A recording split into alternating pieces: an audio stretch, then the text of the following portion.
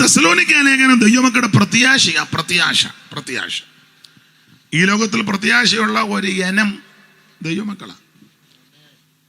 കാരണം മരിച്ചു പോകുന്നയാള് കാഹളം ധ്വനിക്കുമ്പോൾ പുത്തൻ ശരീരത്തോടെ അല്ലാതെ കുറച്ചുകൊണ്ട് വാതൊക്കെ വന്നിരിക്കല് ജോഡി അപ്പച്ചനാന്നാ തോന്നുന്നത്.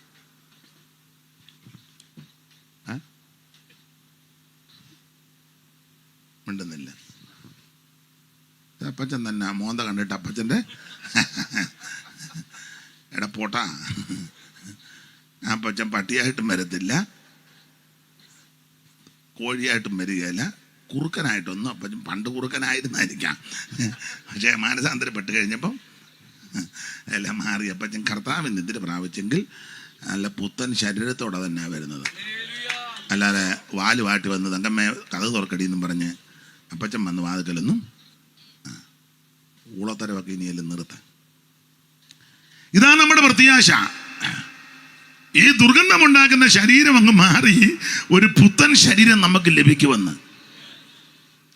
അതുകൊണ്ട് നേരത്തെ ആരെങ്കിലും മരിക്കുകയാണെങ്കിൽ കർത്താവിൽ മരിച്ചാൽ നിരാശപ്പെടണ്ട. ദുഃഖം കാണും, പെട്ടെന്ന് വേർപാട് നടക്കുമ്പോൾ ദുഃഖം ഉണ്ടല്ലോ. പക്ഷെ നിരാശപ്പെടണ്ട. സ്തോത്രം. ഉയർത്തു വരും. നമ്മൾ ഒരു പാട്ട് പാടാറുണ്ട് ഇങ്ങനെ: മുൻപേ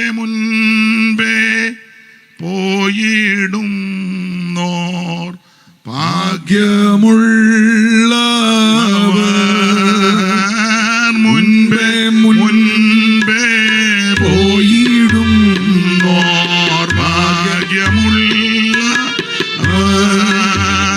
മണ്ണിലുള്ള കഷ്ടതകൾ നീങ്ങി സ്വസ്ഥരായവർ, മണ്ണിൽ ഉള്ള കഷ്ടതകൾ നീങ്ങി സ്വസ്ഥരായവർ. അപ്പൊ ശ്രദ്ധിക്കുക, നമ്മുടെ പ്രത്യാശ അതാ. യേശു വീണ്ടും വരും, കാഹളം ധ്വനിക്കും, മരിച്ചവർ അക്ഷയരായിട്ട് ഉയർക്കും, ജീവനോടിരിക്കുന്ന വിശുദ്ധന്മാർക്ക് രൂപാന്തരമുണ്ടാകും. രണ്ടു കൂട്ടരും കൂടെ ഒന്നിച്ച് കർത്താവിനെ എതിര് കേൾക്കും. അടുത്ത പദം അതിലും പ്രത്യാശ. ഇങ്ങനെ എപ്പോഴും. സ്തോത്രം. അപ്പോൾ തെസ്സലോനിക്ക ലേഖനം നമ്മൾക്ക് പ്രത്യാശ തരുന്ന ലേഖനമാണ്. തീമോഥെയോസിന്റെ ലേഖനവും തീത്തോസിന്റെ ലേഖനവും പ്രമാണങ്ങളാണ്. പ്രമാണം വിശേഷിച്ച് സഭയിൽ എങ്ങനെ നടക്കണം. ഞാൻ വേഗത്തിൽ നിന്റെ അടുക്ക വരുവാൻ ആശിക്കുന്നു. താമസിച്ചു പോയാലോ സത്യത്തിന്റെ തൂണും. അടിസ്ഥാന വാക്യം ഒന്ന് വായിച്ചാട്ടെ. പൗലോസ് പറഞ്ഞ വാക്യം: ഞാൻ വേഗത്തിൽ നിന്റെ അടുക്ക വരുവാൻ ആശിക്കുന്നു, താമസിച്ചു പോയാലോ സത്യത്തിന്റെ തൂണും അടിസ്ഥാനമുള്ളതായി ജീവനുള്ള ദൈവത്തിന്റെ സഭയാകുന്ന തീമോഥെയോസിന്റെ 1-ാം ലേഖനം 3:14 വരുമെന്ന് ആശിക്കുന്നു, താമസിച്ചു പോയാലോ സത്യത്തിന്റെ തൂണും അടിസ്ഥാനവുമായി ജീവനുള്ള ദൈവത്തിന്റെ സഭയാകുന്ന ദൈവാലയത്തിൽ നടക്കേണ്ടത് എങ്ങനെയാണ്? സഭയ്ക്കകത്ത് എങ്ങനെ നടക്കണം? തോന്നുമ്പം വരികയും തോന്നുമ്പം പോവുകയും ഇഷ്ടമുള്ളത് പോലെ ഇരിക്കുകയൊന്നും അല്ല. ഇതിന് പ്രമാണമുണ്ട്. ഒത്താലായി ഒത്തില്ലേലായി. ഇഷ്ടമുള്ളപ്പം വരിക, ഇഷ്ടമുള്ളപ്പോൾ ഇറങ്ങിപ്പോവുക, സഭയ്ക്കകത്തിരുന്നുകൊണ്ട് മൊബൈലിൽ ഫോൺ ചെയ്യുക, സഭയ്ക്കകത്തിരുന്ന് ബിസിനസ് നടത്തുക, ആരാധനയ്ക്ക് കൊച്ചുങ്ങളെ കളിപ്പിക്കുക, കൊച്ചുങ്ങൾക്ക് ബിസ്ക്കറ്റ് കൊടുക്കുക, കുറച്ച് തള്ളയും തിന്നുക. തമാശ പറഞ്ഞതല്ല. ദിവസം പ്രസംഗിക്കുമ്പോൾ ഇരുന്ന് ഉറങ്ങുക, വായിക്കോട്ടെ വിടുക. അതുപോലെ ക്ഷീണവും ഷുഗറും ഒക്കെ ഉണ്ടെങ്കിൽ നമുക്കറിയാം. പക്ഷെ അന്നേരം മാത്രമുള്ള എല്ലാവർക്കും ക്ഷീണം. ആഹാരത്തിനിരിക്കുമ്പം ഒരു ക്ഷീണവുമില്ല. ചോദിച്ചാൽ മേടിക്കുന്ന ഒലത്തിയത്, ചാറ്, അച്ചാറ്, പപ്പടം, ഒരു ക്ഷീണവും ഇല്ലല്ലോ. അല്ല, ആത്മീക ഭോജനം തരുമ്പോൾ ഇതുപോലെ വേണ്ടേ? ഭൗതിക ഭക്ഷണം കിട്ടാൻ അതുപോലെ അത് തെറ്റല്ല, ശരീരത്തിന് വേണമല്ലോ. പക്ഷെ ആത്മീക ഭോജനം തരുമ്പോഴും വേണ്ടേ ഇങ്ങനെ? ആട്ടെ, വിവരിക്കുന്നില്ല. അപ്പോൾ ദൈവാലയത്തിൽ നടക്കേണ്ട വിധമുണ്ട്. തോന്നിയതുപോലെ വരിക, തോന്നുന്നത് പോലെ നടക്കുക, ഇഷ്ടമുള്ള ഡ്രസ്സ് ഇടുക എന്ന് പറഞ്ഞാൽ അയോഗ്യമായിട്ട് വസ്ത്രം ധരിച്ച് വരിക. ഇപ്പൊ ഇതൊന്നും പറയാനും ഒക്കത്തില്ല. രക്ഷിക്കപ്പെട്ട് സ്നാനപ്പെട്ടത് ആ തോന്നുമ്പോൾ കർത്തൃമേശ എടുക്കുക, ഇല്ലെങ്കിൽ എടുക്കാതിരിക്കുക. എടാ, നീ കുറെ നേരമായി അവിടെ അടങ്ങിയിരുന്നേ, അവിടെ ഇരുന്നാടാ.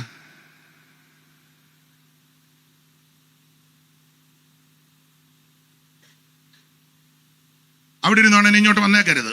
അവിടെ ഇരി. അവിടെ ഇരുന്നു. ഇനി ഇങ്ങോട്ട് വരരുത്. ഇവനെ ആരാ ഈ ഓടിച്ചു വിടുന്നേ?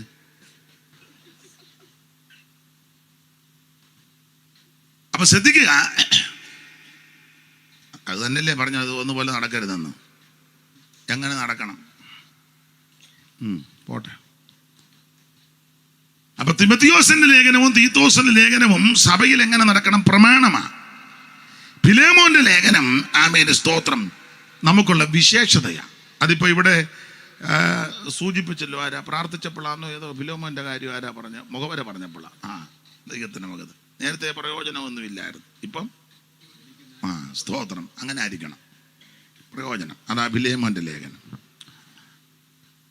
എബ്രായ ലേഖനത്തിലേക്ക് വരുമ്പോൾ നമുക്ക് വേണ്ടി ദൈവം കരുതിയ വിധങ്ങളാണ്. ഏറ്റവും നല്ലതൊന്ന് മുൻകരുതി എന്ന 11:40 വായിച്ചേ മോളെ. 11:40 കരുതൽ, ദൈവത്തിന്റെ കരുതല. അവർ നമ്മെ കൂടാതെ രക്ഷാപൂർത്തി പ്രാപിക്കാതിരിക്കേണ്ടതിന് ദൈവം നമുക്ക് വേണ്ടി ഏറ്റവും നല്ലതൊന്ന് മുൻകരുതിയിരുന്നു. ഏറ്റവും നല്ലത് ഒന്ന് കരുതി വെച്ചിട്ടുണ്ട്. അതാണ് എബ്രായ ലേഖനം. യാക്കോബിന്റെ ലേഖനം പഠിക്കുമ്പോൾ നമ്മുടെ കർത്തവ്യമാണ്. നമുക്ക് കർത്തവ്യമുണ്ട്. വിശ്വാസം മാത്രം വിളിച്ചു കൂവിയാ പോരാ. ഭയങ്കര വിശ്വാസം പറഞ്ഞ കൈ അറത്താ ഉപ്പ് തേക്കുകയല്ല. എന്ത് രാത്രി വിടുതൽ, ഈ രാത്രി വിടുതൽ എന്നിങ്ങനെ ഇളകുക.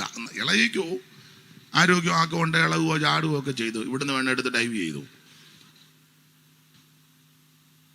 പക്ഷേ കർത്തവ്യം മറക്കരുതെന്ന്.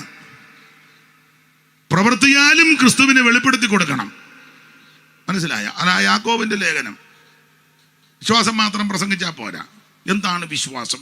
നാം വിശ്വസിക്കുമ്പോൾ എങ്ങനെ ഇരിക്കണം? എങ്ങനെയും ഇരിക്കും, പക്ഷെ പ്രവൃത്തി വേണം. അതാ യാക്കോബിന്റെ ലേഖനം. പ്രവർത്തിക്കണം. വിവരിക്കുന്നില്ല, വിഷയമല്ലാത്തതുകൊണ്ടാണ് വിവരിക്കാത്ത. തന്നെയല്ല, ഇരിപ്പ് കണ്ടിട്ട് വലിയ വിവരണം തരാനും താല്പര്യം തോന്നുന്നില്ല. ദൈവത്തിന്റെ മഹത്വം. പത്രോസിന്റെ ലേഖനം, ആമേൻ, നാം ദൈവത്തിന്റെ വരവിനായി കാത്തിരിക്കുക. സ്തോത്രം. നമ്മള് 3:13 വായിച്ചേ മോളെ. കാത്തിരിക്കുക. രണ്ടാമത്തെ പുസ്തകം 3:13, പത്രോസിന്റെ 2-ാം ലേഖനം. എന്നാൽ നാം അവന്റെ വാഗ്ദത്ത പ്രകാരം നീതി വസിക്കുന്ന പുതിയ ആകാശത്തിനും പുതിയ ഭൂമിക്കുമായിട്ട് കാത്തിരിക്കുന്നു. അതാ നമ്മൾ കാത്തിരിക്കുക. ഒരു പുതിയ ഭൂമിയും പുതിയ ആകാശവും വരാൻ പോവുക. അതിനായിട്ട് നമ്മൾ കാത്തിരിക്കുക. ഈ ആകാശവും ഭൂമിയും എല്ലാം കുടുംബമുടക്കത്തോടെ ഒഴിഞ്ഞു പോകും. ഒരു പുതിയ ആകാശവും പുതിയ ഭൂമിയും അതിന് നമ്മൾ കാത്തിരിക്കുക. ഈ വിഷാണു കളകന്നു, ഈ വിഷാണു കളകന്നു, വാനം ശുദ്ധം ആയിടും, വാനം ശുദ്ധം ആയിടും. മംഗളം മംഗളമായി നീ വാഴും നമ്മളെല്ലാരും. മംഗളം മംഗളമായി നീ വാഴും നമ്മളെല്ലാരും. മംഗളം. ഹാർമോണിയത്തിന്റെ ശബ്ദം ഒരു പൊടിക്ക് താത്തേച്ച് എൻ്റെ ശബ്ദം കൊള്ളുകയില്ലെങ്കിലും മേളിൽ നിൽക്കണം. നമ്മുടെ പുള്ളി പോയി. എവിടെ പോയി? എവിടെ നിന്നോ? പുള്ളി ക്യാഷ് കൊടുക്കലെന്നോ എല്ലാം പറഞ്ഞു.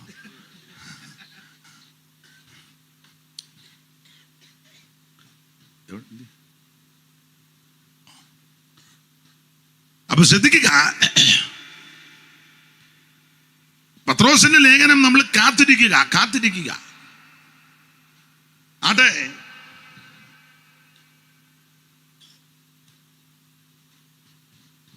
യോഹന്നാന്റെ ലേഖനം സ്നേഹമാണ്. സ്നേഹം. ഇതിന്റെ എല്ലാ അടിസ്ഥാനം അതാണ്. സ്നേഹമാണ്. വിവരിക്കുന്നില്ല, വാക്യങ്ങൾ എടുത്ത് പറയേണ്ടതാ, ഒന്നും വിവരിക്കുന്നില്ല. ഇങ്ങനെയൊക്കെ നാം നിന്നാൽ യൂദാ പഠിപ്പിക്കുന്ന എന്നാന്നറിയാമോ? വീഴാതെ വണ്ണം നമ്മളെ സൂക്ഷിച്ചോളൂ. ഈ വിധത്തിൽ നിന്നാൽ ജീവിച്ചാൽ വീഴാതെ വണ്ണം നമ്മെ സൂക്ഷിക്കുന്ന ഒരു നല്ല കർത്താവുണ്ട്. നാം വീണു പോകുവാൻ, തകർന്നു പോകുവാൻ ദൈവം അനുവദിക്കുകയില്ല. ഇതാണ് ഉപദേശപരമായ നിലയിൽ ലേഖനങ്ങൾ പഠിപ്പിക്കുന്നത്. റോമാലേഖനം നീതീകരണം, കൊരിന്തി ലേഖനം വിശുദ്ധീകരണം, ഗലാത്യ ലേഖനം സ്വാതന്ത്ര്യം, എഫേസ്യ ലേഖനം സ്ഥാനമാനങ്ങൾ, ഫിലിപ്പിയ ലേഖനം സന്തോഷം, കൊലോസി ലേഖനം അവകാശം, തെസലോനിക്ക ലേഖനം പ്രത്യാശ, തിമോത്തിയോസും തീത്തോസും പ്രമാണങ്ങൾ, പിന്നെ ഫിലേമോന്റെ ലേഖനം ഞാനും മറന്നുപോയി. പ്രയോജനപ്പെടണമെന്ന് എനിക്ക് നിനക്കും. എബ്രായ ലേഖനം നമുക്ക് വേണ്ടിയുള്ള കരുതല്, യാക്കോബിന്റെ ലേഖനം പ്രവൃത്തി, അതുപോലെ പത്രോസിന്റെ ലേഖനം കാത്തിരിക്കുന്നു, യോഹന്നാന്റെ ലേഖനം സ്നേഹം, ദൈവസ്നേഹം. ഇങ്ങനെയൊക്കെ നിന്നാൽ യൂദാ പഠിപ്പിക്കുന്നത് വീഴാതെ വണ്ണം നമ്മളെ സൂക്ഷിക്കും ഒരു നല്ല കർത്താവുണ്ട്. ആട്ടെ, നമ്മൾ എടുത്ത ഭാഗത്തേക്ക് വരാം. അങ്ങനെ അതാണല്ലോ അതിന് ചെയ്യേണ്ടത്. അതുകൊണ്ട് വായിച്ച കുറുവാക്കി ഒന്ന് വായിച്ചു തരും. മോളെ വായിക്കും. മോളെ എനിക്കോ നമ്മുടെ കർത്താവായ നമ്മുടെ കർത്താവായ യേശുക്രിസ്തുവിന്റെ ക്രൂശിലല്ലാതെ പ്രശംസിപ്പാൻ ഇടവരരുത്. ഇന്ന് രാത്രി കമ്പിവാചകം പോലെ ചില കാര്യങ്ങൾ നമുക്ക് ചിന്തിക്കാം. നമ്മുടെ യോഗം എപ്പോഴാണ് നിർത്തണ്ടേ? കുഴപ്പമില്ലെന്ന അങ്ങനൊരു സമയമുണ്ടോ? വാച്ചിഞ്ഞതാ, വാച്ച് മതി, എനിക്ക് മൊബൈലൊന്നും വേണ്ട. ഇത് കറക്റ്റാണോ മോളെ? ഇതിനകത്തിപ്പം 8:45 9-ന് നിർത്തണോ 9:30 നിർത്തണോ? 9:30 ആയിക്കോട്ടെ. എനിക്കോ നമ്മുടെ കർത്താവായ യേശുക്രിസ്തുവിന്റെ ക്രൂശിലല്ലാതെ എന്നെ വെച്ച് ഉറങ്ങുകയാണോ? വായിക്കേ. എനിക്കോ അതോ ഒരു വാക്ക് ഒറ്റ പ്രാവശ്യം വായിക്കുള്ളൂ? വായിച്ചേ. എനിക്കോ നമ്മുടെ കർത്താവായ യേശുക്രിസ്തുവിന്റെ ക്രൂശിലല്ലാതെ പ്രശംസിപ്പാൻ ഇടവരരുത്. ഗലാത്യ ലേഖനം ഞാൻ ഓർപ്പിച്ചല്ലോ, നമുക്കുള്ള സ്വാതന്ത്ര്യമാണ്. പക്ഷെ അത് ദുർവിനിയോഗം ചെയ്യരുത്. ഗലാത്യയിലെ ഒരു സഭയല്ല, ഗലാത്യയിൽ ഏറെ സഭകളുണ്ട്. അവിടെ ഒരു പദമുണ്ട്, ഗലാത്യ സഭകൾക്ക്. അങ്ങനെ എഴുതിയേക്കുന്നത്, ഗലാത്യ സഭകൾക്ക്. 2-ാം വാക്യം വായിച്ച 2-ാം വാക്യം. തമ്മിൽ സകല സഹോദരന്മാരും ഗലാത്യ സഭകൾക്ക് എഴുതുന്നത്. ഗലാത്യ സഭകൾക്ക് എഴുതുന്നത്. അപ്പൊ സഭയെന്നല്ല, സഭകൾക്ക്. ഒന്നിലധികം സഭയുണ്ട് ഗലാത്യയില്. കൊരിന്ത്യർക്ക് എഴുതിയ 1-ാം ലേഖനം 16-ാം അധ്യായത്തിന്റെ 1-ാം വാക്യവും കൂടെ ഇതിനോട് ചേർത്തൊന്ന് വായിച്ചേ.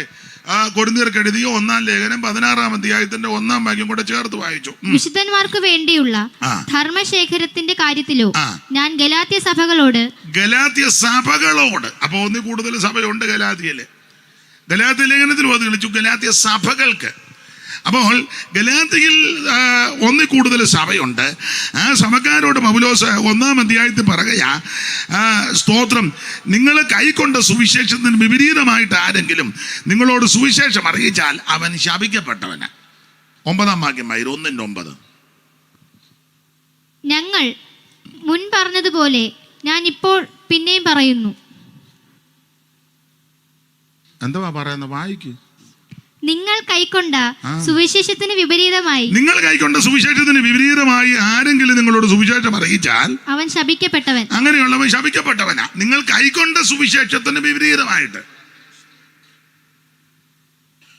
ആ വിപരീതമായിട്ട് പറയുന്നത് സുവിശേഷമാ. സ്തോത്രം. എല്ലാ വാദാന്നല്ലോ, സുവിശേഷമാണല്ലോ. പക്ഷെ നിങ്ങൾ കൈക്കൊണ്ട സുവിശേഷം ശ്രദ്ധിച്ചോണം. ആ സുവിശേഷം നസറയനാകുന്ന യേശുക്രിസ്തു. ആ സുവിശേഷം, ആമേൻ സ്തോത്രം, സകല മനുഷ്യരും ആമേൻ രക്ഷപ്പെടണം എന്നുള്ള സുവിശേഷം. ആ സുവിശേഷം നിത്യതയിൽ എത്തിക്കുന്ന സുവിശേഷം. എന്നാൽ ഇപ്പോൾ കുറെ ആൾക്കാർ സുവിശേഷം നിത്യതയല്ല വിഷയം. ഇവിടെ വീട് വെക്കുക, വണ്ടി മേടിക്കുക, വസ്തു മേടിക്കുക, ബിസിനസ് നടത്തുക, ബിസിനസ് മീറ്റിംഗ് വരെ ഉണ്ട്. എങ്ങനെ നമ്മൾ ഒരുത്തനെ തട്ടിപ്പോ അവന്റെ കയ്യിരിക്കുന്ന കാശ് നമ്മുടെ പോക്കറ്റിൽ എങ്ങനെ വരുത്താം, അതിനുള്ള പ്രതിവിധികൾ. കള്ളത്തുലാസ് യഹോവയ്ക്ക് വെറുപ്പാ, ഒത്ത പടി അവിടത്തേക്ക് പ്രസാദമാ. കൈവെടിപ്പായിരിക്കണം. പാലിനകത്ത് വെള്ളം ചേർക്കരുത്, കറക്കമ്പളി. ഇപ്പം പാലിനകത്ത് വെള്ളം ചേർക്കുകയല്ല, വെള്ളമായിട്ടാണ് പോയിരുന്ന് കറക്കുന്നത്. അപ്പം പിന്നെ ചേർക്കണ്ടല്ലോ. കൈവെടിപ്പായിരിക്കണം. ത്രാസയിലോട്ട് എടുത്തു വെക്കുമ്പോൾ ഒരു ആയമുണ്ട്. അന്നാലും 1 കിലോയാ മേടിച്ച് എടുത്തു വെക്കുമ്പം 1.25 കാണിക്കും. അത് ആക്കം ചെല്ലുന്നത് കൊണ്ടാണ്. അങ്ങനല്ല, അത് തൂങ്ങി ലെവലാകണം. മനസ്സിലാകുന്നില്ല? പഴയ ആൾക്കാർക്ക് പിടി കിട്ടും. ഇങ്ങേ തട്ടയിൽ 1 കിലോയുടെ കട്ടി സാധനം എടുത്തേച്ച് ഇങ്ങേ തട്ടിലോട്ട് ആയത്തിലിടുമ്പം പൊത്തോന്ന് താഴും. ഉടനെ നോക്കുമ്പം ഇങ്ങോട്ട് ചരിഞ്ഞ് നിൽക്കുക. അല്ല, അങ്ങനല്ല. അത് അനക്കം തീർന്ന് ലെവലാണോ എന്ന് നോക്കണം. കള്ള തുലാസ ഗോവയ്ക്ക് വെറുപ്പാ.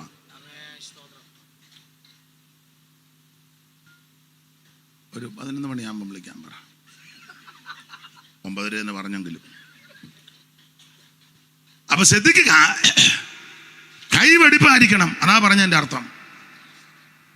ഇപ്പോഴത്തെ പുതിയ സുവിശേഷം നിത്യതയിൽ പോകേണ്ട വിഷയമല്ല ഉന്നം. അതൊന്നും വിഷയമല്ല. ഒരുത്തൻ പറഞ്ഞു പുത്തനറിശൽ പോയി പണി നോക്കാൻ പറയാം. പുത്തനറിശലേ ഒത്തിരി വട്ടന്മാരിറങ്ങിയിട്ടുണ്ട്. ഉണ്ട്. നമ്മൾ കേൾക്കേണ്ട സുവിശേഷം നാം നിത്യതയിലെത്തുന്നതാണ്. അതാണ് പ്രധാനപ്പെട്ട വിഷയം. ആരും നരകക്കുഴി പോകരുത്. ചാകാത്ത പുഴുവും കെടാത്ത തീയുമുള്ള നരകത്തിൽ പോകരുത്. നിത്യതയിലെത്തണം. അതിനൊറ്റ മാർഗമേ ഉള്ളൂ. യേശു ക്രിസ്തുവിനെ രക്ഷിതാവായി സ്വീകരിക്കണം. മറ്റൊരുത്തനും രക്ഷയില്ല. നാം രക്ഷപ്പെടാൻ, രക്ഷിക്കപ്പെടാൻ ഒറ്റ മാർഗം, ഒറ്റ വഴി, യേശു ക്രിസ്തു മാത്രം. വിവരിക്കുന്നില്ല. ഈ സുവിശേഷത്തിന് വിപരീതമായിട്ട് വായിക്കുമോളെ. ഈ കൊച്ചു വായിക്കാനുള്ളതിന് ഈ സുവിശേഷത്തിന് വിപരീതമായിട്ട് ഒന്നുകൂടെ വായിച്ചേ. അങ്ങനെ ഞാൻ പറഞ്ഞ പോലാണോ? നിങ്ങൾ കൈക്കൊണ്ട സുവിശേഷത്തിന് വിപരീതമായി. അങ്ങനെ വായിക്കുക. ഞാൻ പറഞ്ഞപ്പോൾ അതിനോട് ചേർത്തങ്ങ് പറയുക. അത് ശ്രദ്ധിക്കുന്നൊന്നുമില്ല. ഒന്നുകൂടെ വായിച്ചേ. നിങ്ങൾ കൈക്കൊണ്ട സുവിശേഷത്തിന് വിപരീതമായി സുവിശേഷം അറിയിച്ച അവരും സുവിശേഷമാ പറയുന്നത്. യേശുവിനെയാ പറയുന്നത്. വീട് തരുന്ന യേശു, വണ്ടി തരുന്ന യേശു, വസ്തു തരുന്ന യേശു, എസ്റ്റേറ്റ് തരുന്ന യേശു, അതും സുവിശേഷമാണ്. പക്ഷെ വേറൊരു സുവിശേഷമാണ്. അങ്ങനെയൊക്കെ വന്ന് പറഞ്ഞാൽ അവൻ ശപിക്കപ്പെട്ടവനാ. നിങ്ങളതിന് വഴിപ്പെട്ടു പോകരുതെന്നാ 1-ാം അധ്യായത്തിൽ. 2-ാം അധ്യായത്തിലേക്ക് വന്നപ്പോൾ പൗലോസ് പറയാ, ഈ സുവിശേഷത്തിന്റെ സത്യം അനുസരിച്ച് ചൊവ്വായിട്ട് നടക്കണമെന്ന്. ചൊവ്വായി നടക്കണമെന്നല്ല,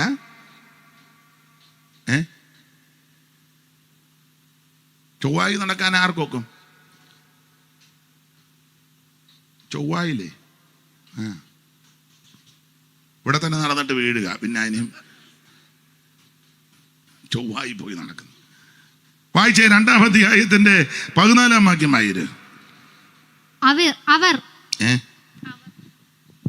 അവർ സുവിശേഷത്തിന്റെ സത്യം അനുസരിച്ച് ചൊവ്വായി നടക്കുന്നില്ല എന്ന് കണ്ടിട്ട് ഞാൻ എല്ലാവരും കേൾക്കെ കേഫാവിനോട് പറഞ്ഞത്, യഹൂദനായ നീ യഹൂദ മര്യാദ പ്രകാരമല്ല, ജാതികളുടെ മര്യാദ പ്രകാരം അങ്ങനെ നടക്കരുത്. യഹൂദനാകുന്ന നീയെ യഹൂദ മര്യാദ പ്രകാരമല്ല, ജാതികളുടെ മര്യാദ പ്രകാരം ജീവിക്കുന്നു എങ്കിൽ നീ ജാതികളെ യഹൂദ മര്യാദ അനുസരിപ്പാൻ നിർബന്ധിക്കുന്നത് എന്ത്? നീ ഇതൊന്നും ചെയ്യുന്നില്ല, എല്ലാരെയും കൊണ്ട് നീ ചെയ്യിപ്പിക്കുക. അതൊരു നല്ല നടപടിയല്ലല്ലോ. നമ്മൾ പ്രസംഗിക്കുന്നത് സ്നേഹം. എന്താണ് സ്നേഹം? അഗാപ്പേ. അയലത്തുകാരനോട് മിണ്ടിയിട്ട് 5 വർഷമായി. അയലത്തുകാരനോട് മിണ്ടിയിട്ട് 5 വർഷമായി. സ്റ്റേജിൽ നിന്ന് പ്രസംഗിക്കുന്നതിനാ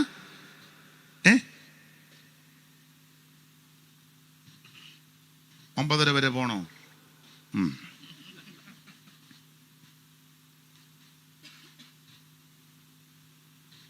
നീ പറയുന്നത് പോലെ നീ ജീവിക്കണ്ടേ? നിന്റെ പ്രസംഗ വിഷയം അഗാപ്പേ, സ്നേഹം, ദൈവസ്നേഹം. തൊട്ട് ചേർന്ന് താമസിക്കുന്നവരുടെ മിണ്ടിയിട്ട് എത്ര വർഷമായി? അവനും ഭയങ്കര പ്രസംഗമാ, കൺവെൻഷനും ഒക്കെ നല്ല തകർത്ത് പ്രസംഗിക്കുക. പാട്ടിതാ, സ്നേഹത്തിനാഴവും നീളമതിൻ. അതിന് വായിക്കൊന്നും വേണ്ട.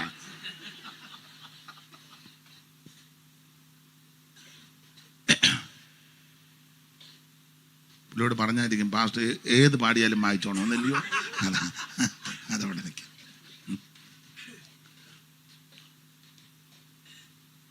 ദൈവത്തിന്റെ മഹത്വം. പേരെന്തുവാ അമ്മാമ്മയുടെ? മേഴ്സി. ഭിക്ഷക്കാർക്ക് പോലും 1 രൂപ കൊടുക്കുകയല്ല. പേരെന്തുവാ? മേഴ്സി. ദൈവത്തിന്റെ മഹത്വം. ഞാൻ ആ ഭാഗത്തേക്കൊന്നും പോകുന്നില്ല. ചൊവ്വായിട്ട് നടക്കണം. പത്രോസിനെ ശാസിച്ചു പൗലോസ്.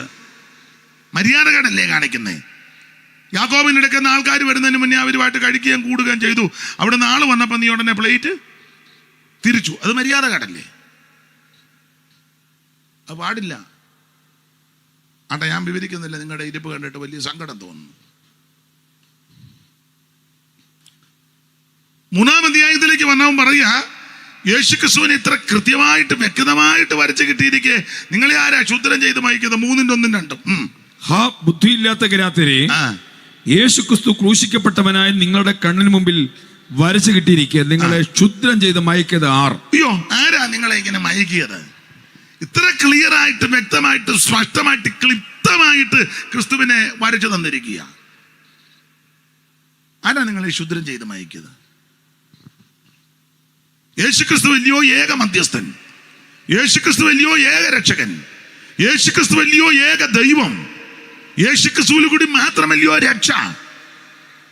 ഇങ്ങനെയൊക്കെ കൃത്യമായിട്ട് വ്യക്തമായിട്ട് ഇട്ടിരിക്കെ ഈ മധ്യസ്ഥന്മാരെ ആരാ കൊണ്ടുവന്നത്? തള്ള കയറി നിൽക്കുന്നു, മറ്റേ പുള്ളി നിൽക്കുന്നു.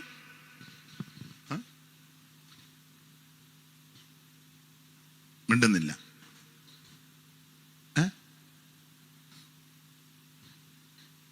ഇത് ക്ലിയർ ആയിട്ട് ഇനി എന്നാ പറയാനാ? നമുക്കൊരേ ഒരു ദൈവമേ ഉള്ളൂ, ഒരേ ഒരു നായകൻ, ഒരേ ഒരു രക്ഷിതാവ്, ഒരേ ഒരു പരിശുദ്ധൻ. എല്ലാം ഒന്നാ. സ്വർഗം ഒന്ന്, ദൈവം ഒന്ന്, ആത്മാവൊന്ന്, സഭയൊന്ന്, രക്ഷയൊന്ന്, രക്ഷിതാവൊന്ന്. സ്തോത്രം. നമുക്കൊരു പിതാവു തന്നെ, നമുക്കൊരു പിതാവു തന്നെ, നമുക്കേവർക്കും കുടിയിരിപ്പതിന് സ്വർഗമൊന്നേയുള്ളൂ. നമുക്കേവർക്കും കുടിയിരിപ്പതിന് സ്വർഗമൊന്നേയുള്ളൂ. പകതിങ്ങി ലോകമക്കൾ, പകതിങ്ങി ലോകമക്കൾ. പാടാൻ വയ്യ.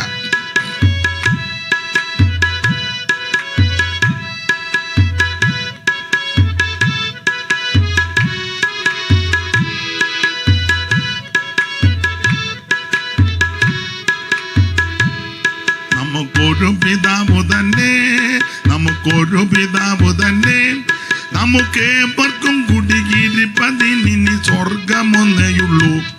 നമുക്കേവർക്കും കുടിയിരിപ്പതിന് സ്വർഗമൊന്നേയുള്ളൂ. അപ്പൊ ശ്രദ്ധിക്കുക, ഒരു രക്ഷിതാവേ ഉള്ളൂ. ആ രക്ഷിതാവിനെ ഇത്ര കൃത്യമായിട്ട് ക്ലിപ്തമായിട്ട് സ്പഷ്ടമായിട്ട് വരച്ചു കിട്ടിയിരിക്കുക നിങ്ങളെ ആരാ ക്ഷുദ്രം ചെയ്ത് മയക്കിയത്? ഇടയ്ക്ക് ആരും വന്ന് കയറരുതെന്നായി പറഞ്ഞത്. യേശു മാത്രമാ രക്ഷകൻ. 4-ാം അധ്യായത്തിലേക്ക് വരുമ്പോൾ അയ്യോ നിങ്ങൾക്ക് വേണ്ടി അധ്വാനിച്ചതൊക്കെ വെറുതെ ആയെന്ന് ഭയപ്പെടുന്നെന്ന്. 4-8 മുതൽ വായിച്ചേ. എന്നാൽ അന്ന് നിങ്ങൾ ദൈവത്തെ അറിയാതെ സ്വഭാവത്താൽ ദൈവങ്ങളല്ലാത്തവർക്ക് അടിമപ്പെട്ടിരുന്നു. ഇപ്പോഴോ ദൈവത്തെ അറിഞ്ഞും വിശേഷാൽ ദൈവം നിങ്ങളെ അറിഞ്ഞുമിരിക്കെ നിങ്ങൾ പിന്നെയും ബലഹീനവും ദരിദ്രവുമായ ആദ്യ പാഠങ്ങളിലേക്ക് തിരിഞ്ഞ് അവയ്ക്ക് പുതുതായി അടിമപ്പെടുവാൻ ഇച്ഛിക്കുന്നത് എങ്ങനെ? അപ്പൊ ശ്രദ്ധിക്കുക, നിങ്ങൾ ആ പഴയതിലോട്ടൊന്നും ഇനി പോകരുത് കേട്ടോ. അതാ പറഞ്ഞതിന്റെ അർത്ഥം. വിട്ടുപോകുന്നതിലോട്ടൊന്നും ഇനി പോകരുതെന്ന്. എന്നാൽ അന്ന് നിങ്ങൾ ദൈവത്തെ അറിയാതെ സ്വഭാവത്താൽ ദൈവങ്ങളല്ലാത്തവർക്ക് അടിമപ്പെട്ട് ഇപ്പോഴോ ദൈവത്തെ അറിഞ്ഞും വിശേഷാൽ ദൈവം നിങ്ങളെ അറിഞ്ഞുമിരിക്കെ നിങ്ങൾ പിന്നെയും ദരിദ്രവും ബലഹീനമായ ആദിപാഠങ്ങളിലേക്ക് തിരിഞ്ഞ് പുതുതായിട്ട് അതിന് അടിമപ്പെടുവാൻ ഇച്ഛിക്കുന്നത് എന്ത്? നിങ്ങൾ ദിവസങ്ങളും മാസങ്ങളും കാലങ്ങളും ആണ്ടുകളും പ്രമാണിക്കുന്നു. ഞാൻ നിങ്ങൾക്ക് വേണ്ടി അധ്വാനിച്ചത് വെറുതെ ആയി പോയോ എന്ന് ഭയപ്പെടുന്നെന്ന്. പഴയ കാര്യത്തിലോട്ടൊന്നും ബർത്ത്ഡേ ഒന്നും പോയി ആഘോഷിക്കരുത്. വെഡിങ് ആനിവേഴ്സറി പെമ്പിളയ്ക്ക് സാരിയും ചുരിദാറും മേടിച്ചു ഐസ്ക്രീമും ഞുണഞ്ഞ് അതിൻ്റെ ഒരു ഫോട്ടോയും എടുത്ത് എന്തോ ഇതിനകത്തൊക്കെ ഇടുമല്ലോ. എന്തുവാ സ്റ്റാറ്റസ്. പിന്നെ ഭയങ്കര സ്റ്റാറ്റസാണ്.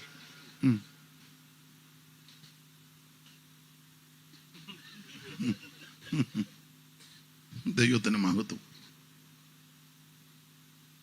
60, 70 ഒക്കെ എന്തോ അമ്മയെ പുറകോട്ട് നോക്കുന്നത്, സ്റ്റാറ്റസ് ആണോ?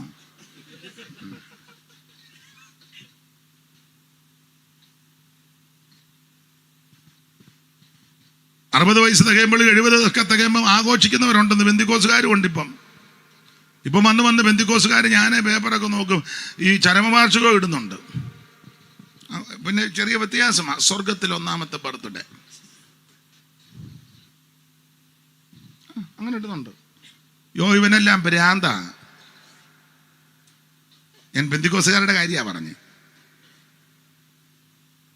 പിന്നെ സ്വർഗത്തിൽ കർത്താവ് കേക്ക് മുറിക്കുക, ബേച്ചാൻ്റെ 1ാമത്തെ വാർഷികം ഒരു കേക്ക്, യേശു കേക്ക് മുറിച്ച്, ഇന്നലെ കേക്ക് തങ്ങമ്മ വന്നിട്ടുണ്ട്, അവിടെ ഉണ്ട്.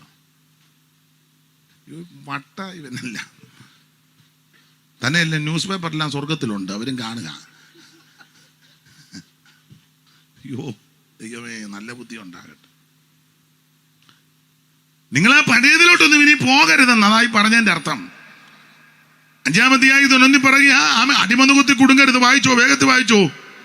5:1. സ്വാതന്ത്ര്യത്തിനായിട്ട് ക്രിസ്തു നമ്മെ സ്വതന്ത്രരാക്കി, ആകയാൽ അതിൽ ഉറച്ചു നിൽക്കണം. ചുമ്മാ ചാഞ്ഞ മതിൽ വാടുന്ന വേലിയും പോലെ നിൽക്കരുത്. അതാണോ ശരി, ഇതാണോ ശരി, അതും ശരി, ഇതും ശരി, എല്ലാം ശരി, സ്തോത്രം, അതൊന്നും ഒക്കുകയല്ല. ഈ വഴുക പരുവല്ലേ. ഞങ്ങളുടെ നാട്ടിലൊരു പാമ്പുണ്ട്, പാമ്പല്ല മീനുണ്ട്, വലഞ്ഞലെന്ന് പറയും, മിലാഞ്ഞലെന്ന് ചിലർ പറയും. ഓരോ നാട്ടിൽ ഓരോ ഇതാ എന്ന് പറഞ്ഞാൽ, തല കണ്ടാൽ പാമ്പിൻ്റെ പോലെ തോന്നും, വാല് മീനിൻ്റെ പോലെ തോന്നും. ഇവിടെ വരുമ്പോൾ ഇങ്ങനെ ആടുന്ന കാണാം, അവിടെ ചെല്ലുമ്പോൾ ഇങ്ങനെ നിൽക്കുന്നു. അത് പാടില്ലെന്നായി പറഞ്ഞത്. ഇതിലുറച്ച് നിൽക്കണം. പിന്നെ അടിമന കുത്തി പോയി കുടുങ്ങരുത്. അതാ 5-ാം അധ്യായത്തില്. 6-ാം അധ്യായത്തില് 6:6 വായിച്ചോ. എല്ലാവർക്കും സന്തോഷമുള്ള വാക്യമല്ല, എന്നാലും വായിച്ചു വിട്ടേക്കാം. വചനം പഠിക്കുന്നവൻ പഠിപ്പിക്കുന്നവന് എല്ലാ നന്മയിലും ഓഹരി കൊടുക്കണം. അതെല്ലാവർക്കും താല്പര്യമുള്ള വിഷയമല്ല, അതുകൊണ്ട് അത് പറയുന്നില്ല, വായിച്ചു വിടുന്നേ ഉള്ളൂ. ആട്ടെ, ഇനി നമ്മുടെ കുറുവാക്യം വായിക്കാം. 14:6-14. എനിക്കോ നമ്മുടെ കർത്താവായ യേശുക്രിസ്തുവിന്റെ, ഇതെല്ലാം പറഞ്ഞേച്ച് പൗലോസ് ഒടുവിലത്തെ ഭാഗത്തേക്ക് വരുമ്പോൾ അറിയാം, എനിക്കോ നമ്മുടെ കർത്താവായ യേശുക്രിസ്തുവിന്റെ ക്രൂശിലല്ലാതെ പ്രശംസിപ്പാൻ ഇടവരരുത്. ഇനി കമ്പിവാചകം പോലെ ചില കാര്യങ്ങൾ പറയാ. ക്രൂശിൽ പ്രശംസിപ്പാനുള്ള കാരണം, ക്രൂശ് എന്ന് ഉദ്ദേശിക്കുന്നത് യേശുക്രിസ്തുവിനെയാണ്, തടിക്കഷണമല്ല. അവിടെ ആശയം യേശു എന്നുള്ളതാ, അല്ലാതെ തടി കൊണ്ടുവന്നേച്ച് അതും എടുത്തോണ്ട്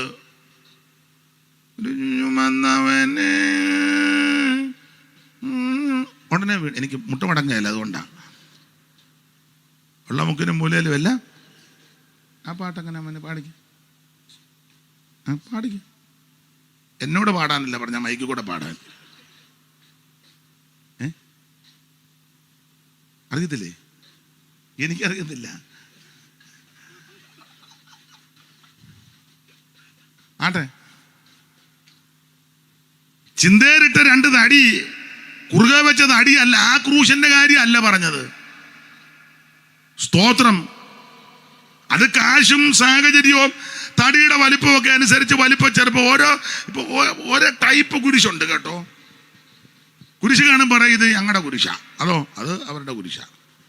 ഇത് മാർത്തോമൻ കുരിശ്, അതോ അത് യാക്കോബ കുരിശ്, ഇതോ അത് ഓർത്തഡോക്സ് കുരിശ്, ഇതോ ഇത് ലത്തീൻ കുരിശ്. തടിയല്ല വിഷയം.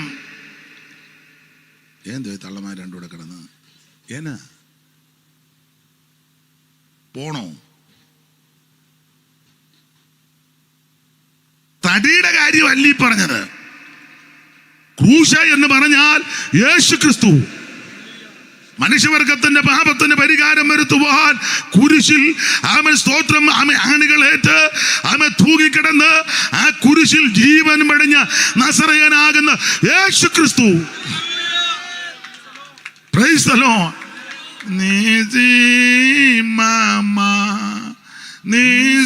നിസ്രേകത്തെ പ്രകാശിപ്പിക്കും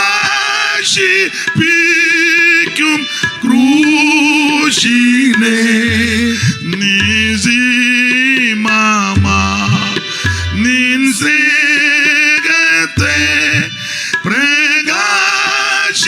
ദർശിപ്പിക്കും ക്രൂശിനെ ദർശിച്ച നേരം നാഥനെ നിനക്കു ഞാൻ അധീനനായി ദർശിച്ച നേരം നാഥനെ നിനക്കു ഞാൻ അധീനനായാകാതമാ പ്രമേയമാ ഈ സ്നേഹം അർഹിക്കുന്നീതോ ആകാതമാ പ്രമേയമാ ഈ സ്നേഹം അർഹിക്കുന്നീതോ എന്തേകം തേകി മാനസം സമ്പൂർണമായി സമസ്തവും. ഇന്ന് രാത്രി ആ ക്രൂശിന്റെ ചവിട്ടിലാണ് നമ്മൾ എത്തിയിരിക്കുന്നത്. അപ്പൊ ക്രൂശ് എന്ന് പറഞ്ഞാൽ രണ്ട് മരക്കഷണത്തിന്റെ കാര്യമല്ല പറഞ്ഞേ. ആശാരി ചിന്തേറിട്ട് തന്ന ആ കുരിശിന്റെ കാര്യമല്ല പറഞ്ഞേ. ക്രൂശൻ ഇവിടെ ഉദ്ദേശിക്കുന്നത് യേശു ക്രിസ്തു. അതുകൊണ്ട് ഇന്ന് രാത്രി ഓടിച്ചു പറയാം, സമയത്തെ ഇവിടെ ഭയപ്പെടുന്നത് കൊണ്ട് ഓടിച്ചു പറയാം. ക്രൂശിൽ പ്രശംസിപ്പാൻ കാരണം എന്നാ? ഒരു ദൈവ പൈതൽ അല്ല, പൗലോസ് തന്നെ പറഞ്ഞോ, ഈ ക്രൂശിൽ പ്രശംസിപ്പാൻ കാരണം എനിക്ക് നിങ്ങൾക്കും വല്ലതും പ്രശംസിപ്പാനുണ്ട്. കാൽവരി ക്രൂശിലാണ്. ഞാൻ തന്നെ ജ്ഞാനത്തിലും ധനവാൻ തന്നെ ധനത്തിലും ബലവാൻ തന്നെ ബലത്തിലും ഒന്നും പ്രശംസിക്കരുത്. വല്ലവും പ്രശംസിപ്പാനുണ്ടെങ്കിൽ കാൽവരി ക്രൂശിലാണ്. അതെന്താ ഈ ക്രൂശിൽ പ്രശംസിപ്പാൻ കാരണം? അതിലൊന്ന് പ്രധാനപ്പെട്ട ഒരു പോയിന്റ്, 2-3 പോയിന്റ് പറയാം. ദൈവം എല്ലാം നിങ്ങൾക്ക് അറിയാവുന്ന പോയിന്റാ.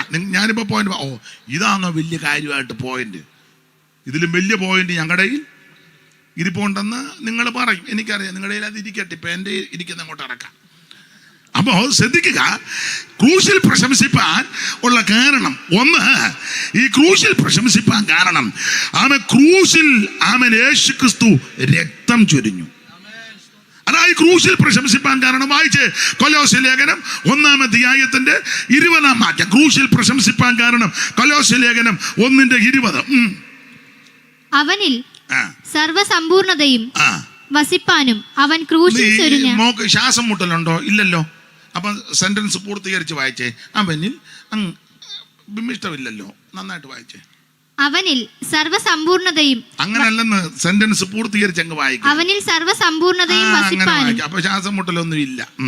അവൻ ക്രൂശിൽ ചൊരിഞ്ഞ രക്തം കൊണ്ട്. ഒന്നുകൂടെ വായിച്ചേ 19. അവനിൽ സർവസമ്പൂർണതയും വസിപ്പാനും അവൻ ക്രൂശിൽ ചൊരിഞ്ഞ രക്തം കൊണ്ട്. അവൻ മുഖാന്തരം സമാധാനം ഉണ്ടായി. ദൈവത്തിന് മഹത്വം. ഒരു ദൈവ പൈതൽ ക്രൂശിൽ പ്രശംസിപ്പാനുള്ള കാരണം യേശു ക്രിസ്തു ക്രൂശിൽ രക്തം ചൊരിഞ്ഞു.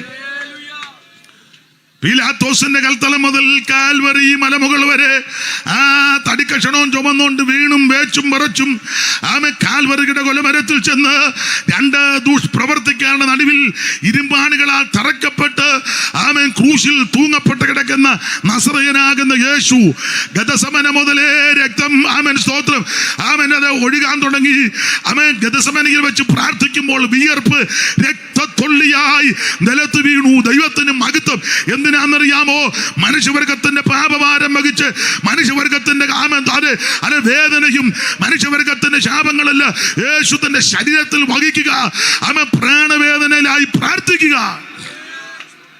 അതാ കേൾക്കുന്നു ഞാൻ ഗതസമന തോട്ടത്തിലെ പാപിയെനിക്കായി നൊന്തലറിടുന്ന പ്രിയന്റെ ശബ്ദമത്. പാപിയെനിക്കായി നൊന്തലറിടുന്ന പ്രിയന്റെ ശബ്ദമത്. അതാ കേൾക്കുന്നു ഞാൻ ഗതസമന തോട്ടത്തിലെ പാപി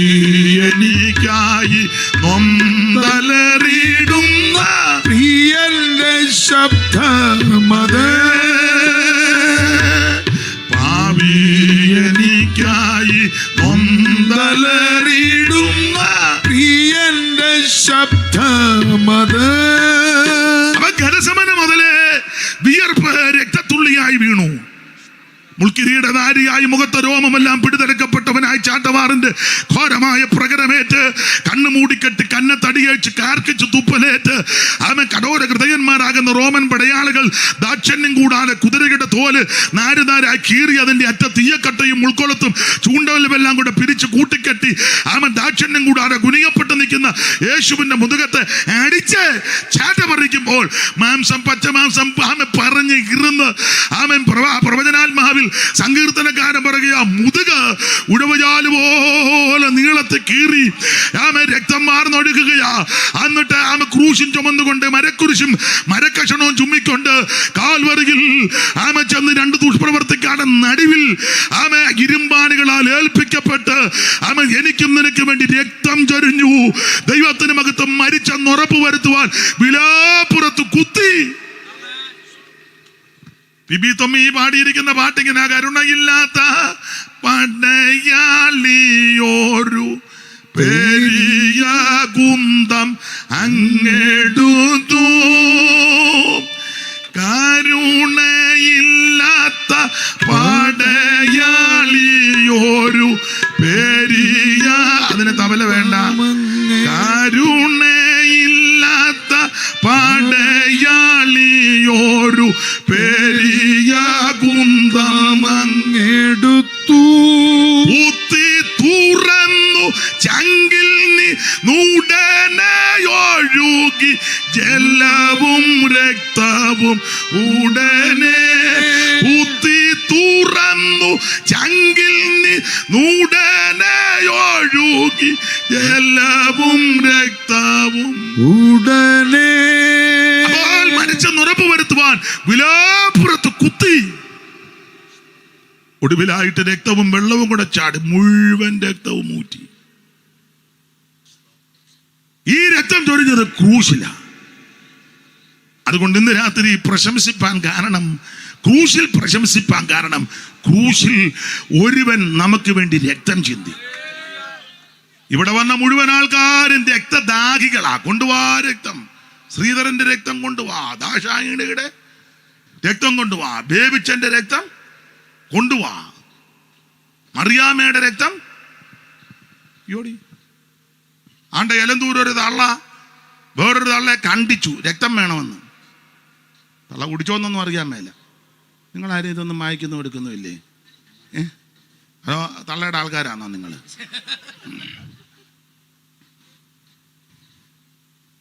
നരബലി ഒരു കാലത്ത് ഇതൊക്കെ ഉണ്ടായിരുന്ന നീര് മഹാരാജ്യത്തെ നരനായാട്ട് നരബലി. വന്നവര് മുഴുവൻ രക്തദാഹികളാണ്. ആണെന്ന് പിന്നെ മനുഷ്യന്റെ രക്തം കിട്ടാതായപ്പോ കോഴിയെ കണ്ടിച്ചേച്ച് കടിച്ചു പറിച്ച് അതിന്റെ രക്തം. അയ്യോ, എന്തെല്ലാം വിവരക്കേടാ കാണിച്ചു വെക്ക്. ഇപ്പോഴും രക്തം തിന്നുന്ന ആൾക്കാരുണ്ട്. ചില സ്ഥലങ്ങളിൽ ചെന്നാൽ രക്തമെല്ലാം കൂടെ അലുവ മുറിച്ച് തരുന്നത് പോലെ. അമ്മ എന്തിനാ മോന്ത വിളക്കുന്നൊക്കെ തിന്നുന്ന തള്ളമാരുണ്ട്. തള്ളയെ നിങ്ങൾക്ക് വേണ്ടെന്നോർത്ത് വെട്ടിയടിക്കുന്ന തള്ളമാര് അടുത്ത സ്ഥലത്തൊക്കെ ഉണ്ട്. അപ്പൊ ശ്രദ്ധിക്കുക, ഇവിടെ വന്നവര് മുഴുവൻ മറ്റുള്ളവന്റെ രക്തം ചോദിച്ചു നിൽക്കുക. രക്തം താ. എല്ലാരും രക്തം ചോദിച്ചും രക്തം മേടിച്ചും രക്തദാഹികളായി രക്തരക്ഷസായി അങ്ങനെയൊക്കെയാ പറയുന്നേ. നിൽക്കുമ്പം ഒരുവൻ സ്വന്തം രക്തം ക്രൂശിൽ ചൊരിഞ്ഞു. ആ രക്തത്തിന്റെ വിശേഷത അത് പരിശുദ്ധ രക്തമാ, അത് വിലയേറിയ രക്തമാ, അത് പുണ്യാക രക്തമാ, അത് സംസാരിക്കുന്ന രക്തമാ, അത് നിർമ്മല രക്തമാ, അത് പരിശുദ്ധ രക്തമാ. അറിയാവുന്ന പാട്ടാ, ചേർന്ന് പാട്. കുഞ്ഞാറ്റിൻ തീരു രക്തത്താൽ ഞാൻ ശുദ്ധനായി തീർന്നു തഞ്ചങ്കിലെ ശുദ്ധരക്തത്താൽ ഞാൻ പാടിയോ മഹത്വം രക്ഷക സ്തുതി നീനക്കെന്നും ചേറ്റിൽ നിന്നെന്നെ നീ വീണ്ടെടുത്തതിന് സ്തുതിക്കോ നിന്നെ ഞാൻ ആയുസ്സിൻ നാളെല്ലാം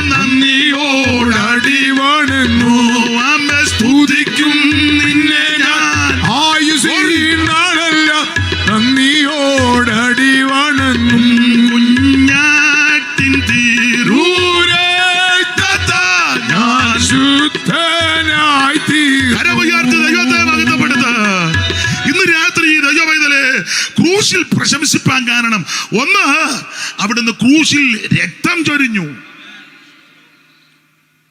ഇവിടെ വന്നവനെല്ലാം രക്തം കുടിച്ചേച്ച് അങ്ങനെ പറയാം, നിന്നെയും കൊണ്ടേ പോകൂ, രക്തം കുടിച്ചേ പോകൂ, രക്തം താന്നും പറഞ്ഞങ്ങ് നാക്ക് നീട്ടുക. യേശു നാക്ക് നീട്ടി രക്തം താന്നൊന്നും പറഞ്ഞില്ല. യേശു അവിടുത്തെ പരിശുദ്ധ രക്തം ക്രൂശിൽ ചൊരിഞ്ഞു. അതുകൊണ്ടാണ് ക്രൂശിൽ പ്രശംസിക്കുന്നത്. ഈ പരിശുദ്ധ രക്തം അവിടുന്ന് ക്രൂശിൽ ചൊരിഞ്ഞത് കൊണ്ട്, ഒന്നുകൂടെ വായിച്ചോ 20-ാം വാക്യം, കൊലോസ്യർ 1:20, ക്ലിയർ ആയിട്ട് പോകണമല്ലോ. അവനിൽ സർവ്വസമ്പൂർണതയും വസിപ്പാനും അവൻ ക്രൂശിൽ ചൊരിഞ്ഞ രക്തം കൊണ്ട് അവൻ മുഖാന്തരം സമാധാനം ഉണ്ടാക്കി. അവിടുന്ന് ക്രൂശിൽ ചൊരിഞ്ഞ ആ രക്തം, ആ ക്രൂശിൽ രക്തം ചൊരിഞ്ഞത് കൊണ്ട് എന്ത് നേടിയെന്ന് ചോദിച്ചാൽ, ഒന്ന്, സമാധാനം ഉണ്ടായി. അതാ എന്തുകൊണ്ടായി? സമാധാനം ഉണ്ടായി. സമാധാനം ഇല്ലായിരുന്നല്ലോ ഒരു കാലത്ത്. ഉണ്ടായിരുന്നു അമ്മേ? നേരത്തെ സമാധാനം ഉണ്ടായിരുന്നു ഒന്ന്. നാളൊരു തള്ള പറഞ്ഞു, നേരത്തെ നല്ല സമാധാനമായിരുന്നു, ഇതിനകത്ത് വന്നേ പിന്നെ അതിൻ്റെ സമാധാനം.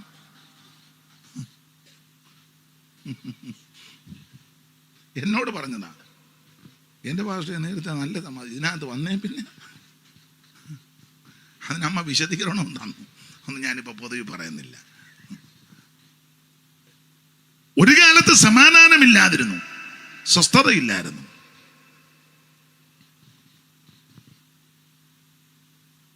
സ്തോത്രം. എന്നാൽ യേശുക്രിസ്തു ക്രൂശിൽ പരിശുദ്ധ രക്തം ചൊരിഞ്ഞത് കൊണ്ട് നമുക്ക് സമാധാനമുണ്ടായി. സമാധാനമില്ലാഞ്ഞത് കൊണ്ട് സമാധാനം കിട്ടാൻ എവിടെല്ലാം നമ്മൾ പോയി, തെക്കോട്ടോടി, കിഴക്കോട്ടോടി, വടക്കോട്ടോടി. അവിടെ ചെന്നപ്പോൾ ഒരു തള്ള ഇരിപ്പുണ്ട്, സമാധാനം തരുമെന്ന്. ഏത് തള്ള? തള്ള സമാധാനം ഇല്ലാതിരിക്കാതെ ഈ ഗവൺമെൻറ് എങ്ങാനും പരിശോധിച്ചാൽ എൻ്റെ പൈസയുടെ കാര്യം എങ്ങനെ? അല്ല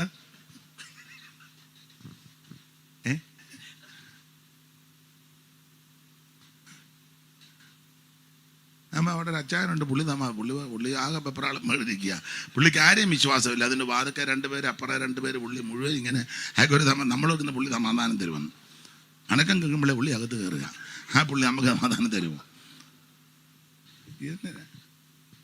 വാതൊക്കെ 2 കാവൽ പേര് അപ്പുറം നിൽക്കുന്ന പുള്ളി നമുക്ക് സമാധാനം തരുമെന്ന്. ഒരുത്തനും സമാധാനമില്ല. സമാധാനം തരുവാൻ കഴിവുള്ളവൻ ദൈവമാണ്. സമാധാനമില്ല ഭൂമിൽ അലഞ്ഞിടും. പാട്ട് മറന്നുപോയല്ലോ. സമാധാനമില്ല ഭൂവിൽ അനുദിനം നിലവിളി പടർന്നുയരുകയായി ധരണി തന്നിൽ. ഓ സമാധാനമില്ല ഭൂവിൽ മറന്നുപോയി. പിച്ച് മാറിയോ? അത് നിങ്ങൾ പാട്.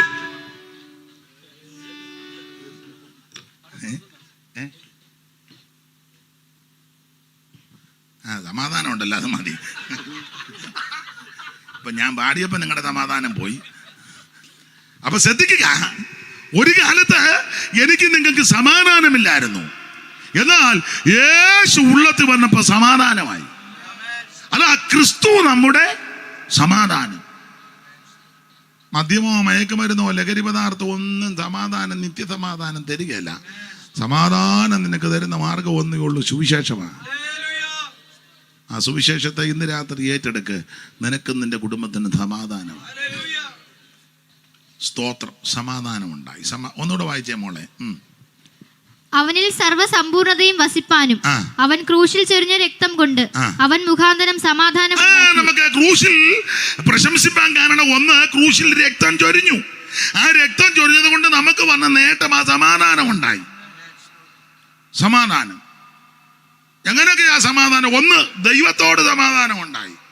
റോമാലേഖനം 5:1 വായിച്ചേ മോളെ. റോമാലേഖനം 5:1. ദൈവത്തോട് സമാധാനം ഉണ്ടായി. വിശ്വാസത്താൽ നീതീകരിക്കപ്പെട്ടിട്ട് നമ്മുടെ കർത്താവായ യേശുക്രിസ്തു മൂലം നമുക്ക് ദൈവത്തോട് സമാധാനം ഉണ്ടായി. നേരത്തെ ദൈവമായിട്ട് ഉടക്കായിരുന്നു. ഇതെന്നാ ഒരു ദൈവമാ എന്നോട് ഈ ചതിവ്? ദൈവം ഉണ്ടോ? ആര് പറഞ്ഞു ദൈവം ഉണ്ടെന്ന്? ഉണ്ടോ എന്ന് കാണിച്ചു തരാവോ? തന്നെയല്ല അങ്ങോട്ട് അടുക്കാനും ഒക്കത്തില്ലായിരുന്നു. എന്നാൽ യേശുക്രിസ്തുവിനെ രക്ഷിതാവായി സ്വീകരിച്ച് ഈ കൃപയിൽ വന്നപ്പോൾ ദൈവത്തോട് സമാധാനമുണ്ടായി. വിസ്തരിക്കുന്നില്ല, വിവരിക്കുന്നില്ല. 2, പരസ്പരം സമാധാനം ഉണ്ടായി. മോളെ ആ റോമാലേഖനം 12-ാം അധ്യായത്തിന്റെ 18-ാമത്തെ വാക്യം വായിച്ച. റോമാലേഖനം 12:18. കഴിയുമെങ്കിൽ നിങ്ങളാൽ ആവോളം സകല മനുഷ്യരോടും സമാധാനമായിരിപ്പിൻ. പ്രിയമുള്ളവരെ, സകല മനുഷ്യരോടും സമാധാനമായിരിക്കണം. സകല മനുഷ്യരോടും, സകല മനുഷ്യരോടും സമാധാനമായിരിപ്പിൻ. പ്രിയമുള്ളവരെ, നിങ്ങൾ തന്നെ പ്രതികാരം ചെയ്യാതെ ദൈവകോപത്തിന് ഇടം കൊടുപ്പിൻ. പ്രതികാരം എനിക്കുള്ളത്, ഞാൻ പകരം ചെയ്യുമെന്ന്. നിങ്ങൾ പകരം ഒന്നും ചെയ്യണ്ട, പ്രതികാരം ഒന്നും ചെയ്യണ്ട. നിങ്ങൾ തമ്മിൽ സമാധാനമായിട്ടിരുന്നാൽ മതി. പരസ്പര സമാധാനം. അപ്പോൾ യേശുക്രിസ്തുവിന്റെ ക്രൂശിൽ പ്രശംസിപ്പാൻ, ഒന്ന്, ക്രൂശിൽ നമുക്ക് വേണ്ടി രക്തം ചൊരിഞ്ഞു. ആ രക്തം ചൊരിഞ്ഞത് കൊണ്ട് നമുക്ക് സമാധാനമുണ്ടായി. ആ സമാധാനം, ഒന്ന്, ദൈവത്തോട് സമാധാനമുണ്ടായി. 2, തമ്മിൽ കീരിയും പാമ്പുമായിരുന്നു നേരത്തെ. പക്ഷെ യേശു വന്നപ്പം യോജിച്ചു. നേരത്തെ ഭാര്യയെ വെട്ടാനായിട്ട് പെരക്കി വിട്ട് ഓടിക്കായിരുന്നു. കത്താളുമായിട്ട് വെട്ടിക്കൊല്ലുന്നു. പിന്നെ അപ്പുറത്തെ വീട്ടിൽ ഓടിക്കേറി. ഇപ്പത്തെ 2 പേരും ഞായറാഴ്ച വേദപുസ്തകം പിടിച്ചോണ്ട് കുഞ്ഞാട് പോകും പോലെ. ഇപ്പൊ തള്ളയ്ക്ക് മൂപ്പ നടന്നു വാ, പുള്ളി അങ്ങ് കുഞ്ഞാടായി. ഇപ്പൊ തള്ള മൂപ്പ. നേരത്തെ സ്വഭാവമായിരുന്നെങ്കിൽ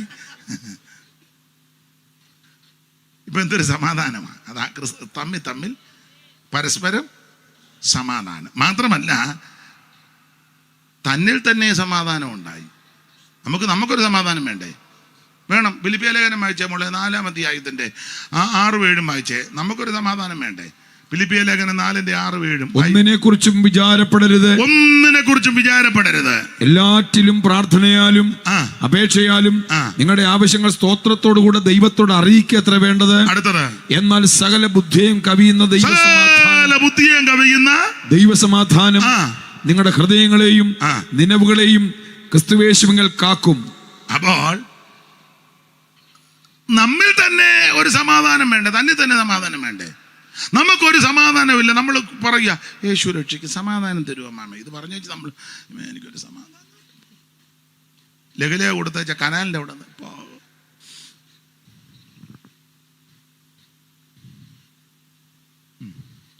യേശു സൗഖ്യമാക്കും. എന്നിട്ട് നമ്മളങ്ങോട്ട് പോവാം, മെഡിക്കൽ കോളേജിലോട്ട്. അവരോട് പറഞ്ഞെന്നെ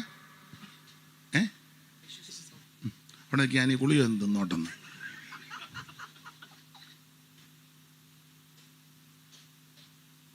ദൈവത്തിന് മകത്ത് നമ്മിൽ തന്നെ സമാധാനം വേണ്ടേ? ഞാൻ വിവരിക്കുന്നില്ല. കർത്താവിന് മകത്വം. എനിക്കോ നമ്മുടെ കർത്താവാകുന്ന യേശുക്രിസ്തുവിനെ ക്രൂശിലല്ലാതെ പ്രശംസിപ്പാൻ ഇടവരരുത്. ഒരു ദൈവപൈതൽ ക്രൂശിൽ പ്രശംസിപ്പാൻ പ്രധാനപ്പെട്ട ഒന്നാമത്തെ കാരണം, അവിടുന്ന് ക്രൂശിൽ രക്തം ചൊരിഞ്ഞു. ആ ക്രൂശിൽ രക്തം ചൊരിഞ്ഞത് കൊണ്ട് മനുഷ്യവർഗത്തിന് സമാധാനം ലഭിച്ചു. എങ്ങനെയൊക്കെ സമാധാനം? 1, ദൈവത്തോട് സമാധാനം. 2, പരസ്പരം സമാധാനം. 3, തന്നിൽ തന്നെ സമാധാനം. നമുക്ക് തന്നെ സമാധാനം വേണം. ആട്ടെ, മുന്നോട്ട് പോവുക. ഈ ക്രൂശിൽ പ്രശംസിപ്പാൻ രണ്ടാമത്തെ കാരണം, ഈ ക്രൂശിൽ വെച്ചാണ് ശത്രുത്വമില്ലാതാക്കിയത്. എഫേസ്യ ലേഖനം 2-ാം അധ്യായത്തിന്റെ 13 മുതൽ 18 വരെ മോളെ വായിച്ചോ, പെട്ടെന്ന് വായിച്ചോ, സ്പീഡിൽ വായിച്ചോ. എഫേസ്യ ലേഖനം 2-ന്റെ 13 മുതൽ 18 വരെ വേഗത്തിൽ വായിരേ. മുൻപേ ദൂരസ്ഥരായിരുന്ന നിങ്ങൾ ഇപ്പോൾ ക്രിസ്തുയേശുവിൽ ക്രിസ്തുവിന്റെ രക്തത്താൽ സമീപസ്ഥരായി തീർന്നു. അവൻ നമ്മുടെ സമാധാനം. അവൻ ഇരുപക്ഷത്തെയും ഒന്നാക്കി ചട്ടങ്ങളും കൽപ്പനകളുമായ ന്യായപ്രമാണം എന്ന ശത്രുത്വം തന്റെ ജഡത്താൽ നീക്കി വേർപാടിന്റെ നടുച്ചുവർ ഇടിച്ചു കളഞ്ഞ് സമാധാനം ഉണ്ടാക്കിക്കൊണ്ട് ഇരുപക്ഷത്തെയും തന്നിൽ ഒരേ പുതുമനുഷ്യനാക്കി സൃഷ്ടിപ്പാനും ക്രൂശിന്മേൽ വെച്ച് ശത്രുത്വം ഇല്ലാതാക്കി അതിനാൽ ഇരുപക്ഷത്തെയും ഏക ശരീരത്തിൽ ദൈവത്തോട് നിരപ്പിപ്പാനും തന്നെ. അവൻ വന്ന ദൂരത്തായിരുന്ന നിങ്ങൾക്ക് സമാധാനവും സമീപത്തുള്ളവർക്ക് സമാധാനവും സുവിശേഷിച്ചു. അവൻ മുഖാന്തരം നമുക്ക് ഇരുപക്ഷക്കാർക്കും ഏകാത്മാവിനാൽ പിതാവിങ്കലേക്ക് പ്രവേശനമുണ്ട്. ദൈവത്തിന് മഹത്വം. അപ്പോൾ ക്രൂശിൽ പ്രശംസിപ്പാൻ രണ്ടാമത്തെ കാരണം, ക്രൂശിൽ മേൽ വെച്ചാണ് ശത്രുത്വം ഇല്ലാതാക്കിയത്. ദൈവത്തിന് മഹത്വം. ശത്രുത്വം ഇല്ലാതാക്കി. അവിടെ ഒരു പദമുണ്ട്, ഇരുപക്ഷത്തെയും ഇരുപക്ഷത്തെയും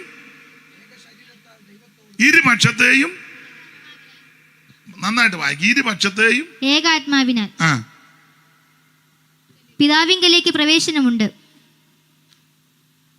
ക്രൂശന്മേൽ വെച്ച് ശത്രുത്വം ഇല്ലാതൊക്കെ, അതിനാൽ ഇരുപക്ഷത്തെയും ഏക ശരീരത്താൽ, ക്രൂശന്മേൽ വെച്ച് ശത്രുത്വം ഇല്ലാതാക്കി, അതിനാൽ ഇരുപക്ഷത്തെയും ഏക ശരീരത്തിൽ ദൈവത്തോട് നിരപ്പിപ്പാനും തന്നെ. ഇരുപക്ഷം, രണ്ട് പക്ഷം. ഇരുപക്ഷം ഏതാ? ഒന്ന് യഹൂദനും രണ്ട് ജാതികളും. യഹൂദനൊഴികെ മുഴുവനും ജാതികളാ. യഹൂദന് വേറെ ആരെ ഇഷ്ടമല്ല. അവര് പറയുന്ന മുഴുവൻ നാശകോടാലിയാന്ന. അവന്റെ ഭയങ്കര അഹങ്കാരികളാ യഹൂദന്മാര്. പിന്നെ അഹങ്കാരത്തിന്റെ ആ കൂടെ മേടിച്ച് കിട്ടുന്നത്. ചില പറയാനുണ്ട് ഞങ്ങള് യഹൂദന്മാരാണ്, അങ്ങനെ പറയുന്ന ആൾക്കാരില്ലേ? ഉണ്ട്. ഞങ്ങൾ നാളൊരുത്തം പറഞ്ഞത് യഹൂദ രക്തമാണ്. മട്ടൻ യഹൂദൻ്റെ കയ്യിലിരിപ്പ് എഴുതിയിട്ടുണ്ട്. ഞാൻ ആ റെഫറൻസ് അങ്ങ് മറന്നുപോയി. തെസ്സലോനിക്ക ലേഖനത്തില യഹൂദന്മാർ ഇത്ര കൊള്ളുകയില്ലാത്ത, ഞാൻ ആ റെഫറൻസ് അങ്ങ് മറന്നുപോയി. യഹൂദൻ വായിച്ചേ. തെസ്സലോനിക്കർക്ക് എഴുതിയ 1-ാം ലേഖനം 2-ാം അധ്യായത്തിന്റെ 15-ാം വാക്യം. യഹൂദർ കർത്താവായ യേശുവിനെയും സ്വന്തം പ്രവാചകന്മാരെയും കൊന്നവരും. എങ്ങനെയുണ്ട്? നല്ല കക്ഷികളാ. യഹൂദര് കർത്താവായ യേശുവിനെയും സ്വന്തം പ്രവാചകന്മാരെയും കൊന്നവന്മാരാ. നല്ല കക്ഷികളാ. അടുത്തത് ഞങ്ങളെ ഓടിച്ചു കളഞ്ഞവരും. എന്ന് പറഞ്ഞാൽ സുവിശേഷം പറയുന്നവരെ ഓടിച്ചു കളയുന്നവന്മാര്. അന്നേരം ഒരുത്തം പറയാ ഇത് യഹൂദ രക്തമാണ്. അത് ഞാനിപ്പോൾ ഇവിടെ പറയുന്നില്ല, വേറെ സ്ഥലത്ത് ഞാൻ പറഞ്ഞോളാം. സ്ഥലമൊക്കെ എനിക്കറിയാം. മോള് വായിച്ചു. ദൈവത്തെ പ്രസാദിപ്പിക്കാത്തവരും സകല മനുഷ്യർക്കും വിരോധികളും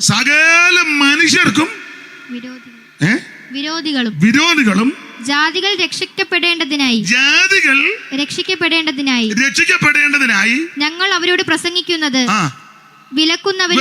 ഇവന്മാർക്ക് മാത്രമേ ദൈവമുള്ളൂ.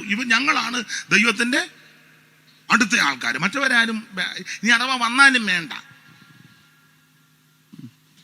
ചില സഭയിലെ ചില ആൾക്കാർ പുതുതായിട്ട് വരുന്ന പഴയ ആൾക്കാർക്ക് ഇഷ്ടമല്ല.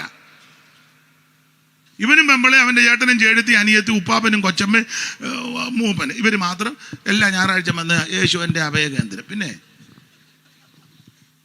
പുതുതായിട്ട് ഒരാൾ വരുന്നത് യവന്മാർക്ക് ഇഷ്ടമല്ല, വന്നാവട്ടെ അംഗീകരിക്കത്തുമില്ല. നമ്മുടെ ഇടയിലും ഉണ്ട് അങ്ങനെ. ഇവിടെയും കാണും. പിന്നെ കാണും. ആശു പറയുമൊന്നും വേണ്ട. ഞങ്ങൾ മതി വേറെ ആരും. യഹൂദന്റെ കയ്യിലിരിപ്പ് അങ്ങനെ. വേറൊരുത്തം വരുന്ന ഇഷ്ടമല്ല. മറ്റുള്ളവരെല്ലാം ശത്രുക്കളായിട്ടാണ് കാണുന്നത്. ഇവര് ദൈവത്തിന്റെ ജനമല്ലേ, സ്വന്തം ജനമല്ലേ. ഇതുപോലെ ശ്രേഷ്ഠജാതി വേറെ ഏതുള്ള അതിന്റെ അഹങ്കാരമൊക്കെ ഉണ്ട്. ബന്ധിക്കോസുകാർക്കും ഉണ്ട്. ദൈവം ഞങ്ങളുടെ കയ്യിലാന്ന്. ദൈവം എന്നേ ഇട്ടേച്ച് പോയതാ.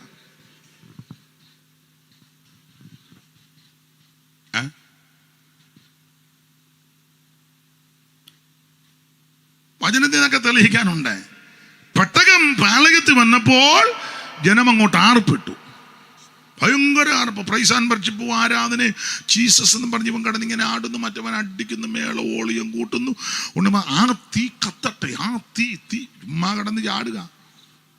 ഉടനെ ഓളിയം കൂട്ടുന്നു, ലൈറ്റ് കേട്ടുകയും. ഇതൊക്കെ കാണുമ്പോൾ പെണ്ണുങ്ങൾ ഇളകും. തലയത് ലൈറ്റ് അങ്ങോട്ടും ഇങ്ങോട്ടും കത്തുന്ന, അല്ലാതെ ആത്മാവൊന്നുമല്ല. അള്ള ഇതെല്ലാം അവിടെ കൊണ്ട് ഇളകി.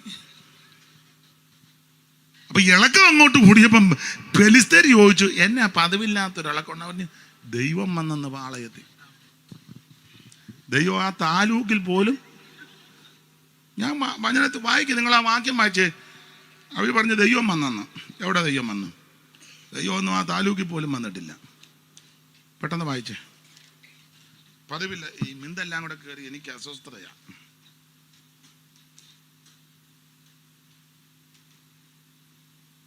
നിങ്ങൾ ആ വാക്യം കണ്ടോ?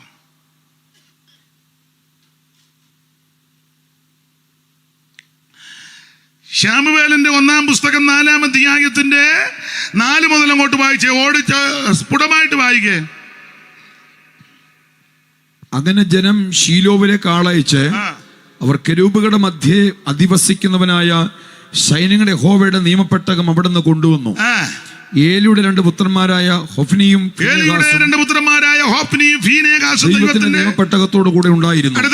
യഹോവയുടെ നിയമപ്പെട്ടം പാളയത്തിലെത്തിയപ്പോൾ ഭൂമി കുലുങ്ങും വണ്ണം ഇസ്രായേലെല്ലാം ഉച്ചത്തിൽ ആർപ്പിട്ടു. ഫിലിസ്തീർ ആർപ്പിന്റെ ഒച്ച കേട്ടിട്ട് എബ്രായരുടെ പാളയത്തിൽ ഈ വലിയ ആർപ്പിന്റെ കാരണം എന്തെന്ന് പതിവില്ലാതെ ഒരു ആർപ്പും ബഹളമൊക്കെ, ഓളിയം കൂട്ടുന്നു, ചാടുന്നു, മറിയുന്നു, കുടിക്കാൻ വെച്ച വെള്ളം തട്ടി തൂരക്കളന്ന് മൈക്കിന്റെ സ്റ്റാൻഡ് എടുത്ത് താഴോട്ട് എറിയുന്നു. തങ്ക തുള്ളി ബൈബിളിന്റെ പുറത്ത് കയറി തുള്ളുന്നു. ഭയങ്കര ബഹളം, ഇതിനെ പതിവില്ലാത്തൊരു ഇളക്കം. അടുത്തത് യഹോവയുടെ പെട്ടകം പാളയത്തിൽ വന്നിരിക്കുന്നു എന്ന് ഗ്രഹിച്ചു. ദൈവം പാളയത്തിൽ വന്നിരിക്കുന്നു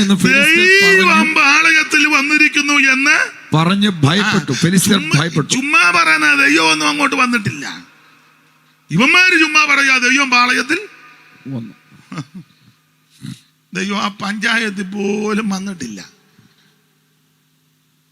ദൈവം ഇല്ലെന്നുള്ളതിന് തെളിവാ ഹൊപ്നിയും ഫിനെഹാസും പട്ടുപോയി.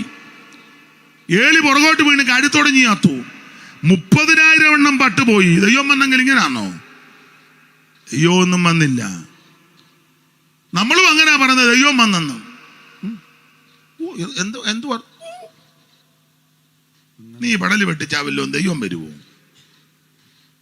നിന്റെ ഞരമ്പ് തന്നെന്നല്ലാതെ ദൈവം പാളയത്തിൽ വരണമെങ്കിൽ അതിന് പ്രമാണമുണ്ട്. യഹോവയാകുന്ന ഞാൻ നിന്റെ പാളയത്തിലോട്ട് വരും. ഞാൻ പാളയത്തിൽ വന്ന 2 കാര്യത്തിന്: ഒന്ന്, നിന്നെ രക്ഷിക്കാൻ; 2, ശത്രുക്കളെ കീഴടക്കാൻ. അങ്ങനെ പാളയത്തിലോട്ട് ഞാൻ എഴുന്നള്ളി വരുമ്പോൾ നിന്റെ പാളയം വെടിപ്പുള്ളതായിരിക്കണം. നിന്റെ പാളയത്തിൽ വല്ല വൃത്തികേടും കണ്ടാൽ ഞാൻ നിന്റെ പാളയത്തിൽ കയറുകയെന്ന പുസ്തകത്തിലെ വാക്യം 23:14 വായിച്ചേ. ആവർത്തനം.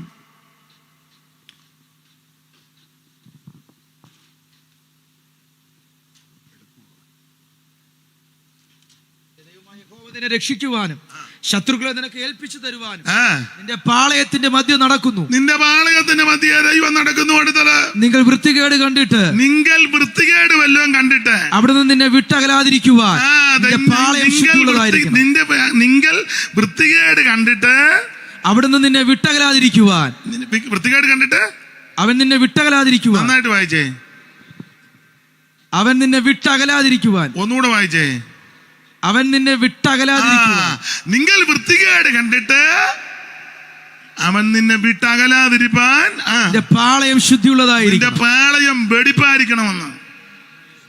പാളയത്തിനകത്ത് വേറെ ഒന്നും കാണരുത്. ഇത് സകല കോടാലിയും പാളയത്തിലുണ്ട്. എന്നിട്ട് നമ്മൾ ഞായറാഴ്ച കിടന്ന് തുള്ളുക, ദൈവം വന്നേ ദൈവം പറഞ്ഞ് ഞാൻ അടുത്ത കാലത്ത് അങ്ങോട്ടൊന്നും വന്നിട്ടില്ല, തന്നെയല്ലേ ഇനി ഉടനെ വരാനോട്ട് ആഗ്രഹിക്കുന്നു. ഞാൻ വിവരിക്കുന്നില്ല, സമയമായി, നിർത്തിയേക്കട്ടെ. ഒന്നും ആയില്ല, എന്നാലും അങ്ങ് നിർത്താം. ദൈവത്തിന് മഹത്വം. ദൈവം പാളയത്തിൽ വരണമെങ്കിൽ പ്രമാണമാണ്. അപ്പൊ യഹൂദനൊരു അഹങ്കാരമുണ്ട്, ദൈവം ഞങ്ങളുടേതാ, മറ്റുള്ളവരെ ആരെയും അംഗീകരിക്കത്തില്ല. ഈ ആത്മീക ലോകത്ത് കൊണ്ട് ചിലരെ അംഗീകരിക്കും. ഇവർക്കങ്ങ് വിശുദ്ധി കൂടി, അതുകൊണ്ട് മറ്റുള്ളവരോട് ഇഷ്ടമല്ല. ചില ആൾക്കാർ നിങ്ങൾ വിശുദ്ധി കൂടി മിണ്ടത്ത് പോലുമില്ല, മിണ്ടുകയല്ല അവര്. വിശുദ്ധി അങ്ങ് കൂടി, കണ്ടമാനം കൂടിയിട്ട് നമ്മൾ ചോദിക്കുക എന്തുകൊണ്ട് വിശേഷം?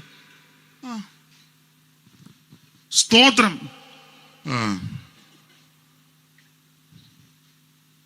ഈ എൻ്റെ ഭാഷ പറഞ്ഞതെല്ലാം മൂരാച്ചികളാണ്. ചിലക്കങ്ങ് വിശുദ്ധി കൂടി ഞങ്ങളാണ് ഏറ്റവും ടോപ്പ്. യഹൂദനും അങ്ങനെയൊക്കെ ഉണ്ട്. ദൈവം ഞങ്ങളുടേതാണ് ദൈവം.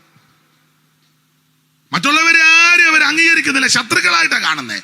അതാ ശത്രുത്വം ഇല്ലാതാക്കി ക്രൂശിൽ ഇരുപക്ഷം എന്ന് പറഞ്ഞാൽ ആ ഇരുപക്ഷം യഹൂദനും ജാതികളും യവനന്മാര്.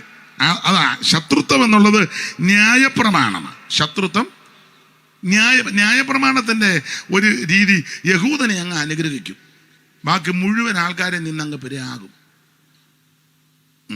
ഇതാ ന്യായപ്രമാണം. യഹൂദനെ നോക്കി വെച്ച് പറയും, പട്ടണത്തിൽ നീ അനുഗ്രഹിക്കപ്പെടും, വയലിൽ നീ അനുഗ്രഹിക്കപ്പെടും, നിന്റെ മാവ് കടയ്ക്കുന്ന തൊട്ടിയും കൊട്ടയും മട്ടിയും എല്ലാം അനുഗ്രഹിക്കപ്പെടും, നിന്റെ കന്നുകാലികളുടെ പേരും ആടുകളുടെ പിറപ്പും എല്ലാം അനുഗ്രഹിക്കപ്പെടും, ശത്രു ഒരു വഴി കടന്നു വരും 7 വഴി ചെറിപ്പോകും. യഹൂദനോടാ, ആ തേനീച്ച പോലെ വരുന്ന വൈരിയെ മുൾത്തി പോലെ ദൈവം കെടുത്തിക്കളയും, നിന്റെ ഗർഭഫലവും എല്ലാം അനുഗ്രഹിക്കപ്പെടും. ഇതൊക്കെയാ യഹൂദനെ നോക്കി പറയാൻ. നേരെ തിരിഞ്ഞേച്ച് നമ്മളെ, പട്ടണത്തിൽ നിന്നെ വണ്ടി ഇടിക്കും, വയലിൽ നീ ഏറിനകത്ത് താന്നു പോകുന്നങ്ങ് നമ്മളെ നോക്കി പ്രാകുക.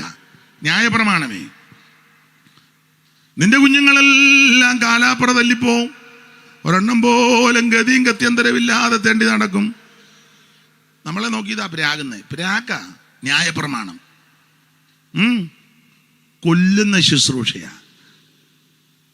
കല്ലുകളിൽ വരച്ചതാം ചാവിൻ ശുശ്രൂഷയ്ക്കുള്ളിൽ ഇരുന്ന ഈ നമ്മെ, കല്ലുകളിൽ വരച്ചതാം ചാവിൻ ശുശ്രൂഷയ്ക്കുള്ളിൽ ഇരുന്ന ഈ നമ്മെ, അല്ലൽ കൂടാതെ തന്റെ തുല്യ ഇല്ലാത്തതയെ, അല്ലൽ കൂടാതെ തന്റെ തുല്യ ഇല്ലാത്തതയ്ക്കുള്ളിൽ കണ്ടെത്തി പൂത്തു ഉള്ളം പകർന്നവൻ ദേവജന സമാജമേ, നിങ്ങളജം ജീവനാഥനെ സ്തുതിപ്പി, നിങ്ങളജം ജീവനാഥനെ സ്തുതിപ്പി.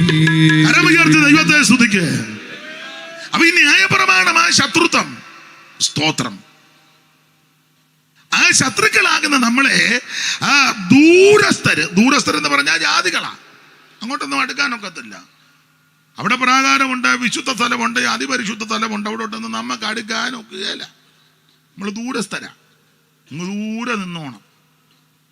പണ്ട് കാലത്ത് കേരളത്തിലുമൊക്കെ അങ്ങനെ ഉണ്ടായിരുന്നു. വലിയ തമ്പുരാക്കന്മാരുടെ വീട്ടിലൊന്നും ചെന്ന് കയറാനൊക്കത്തില്ല.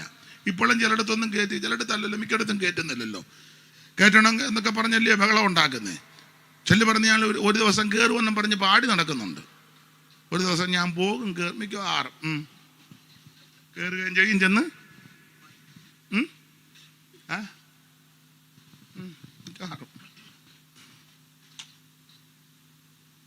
മനസ്സിലായോ? കല്ല് മേടിക്കരുത്.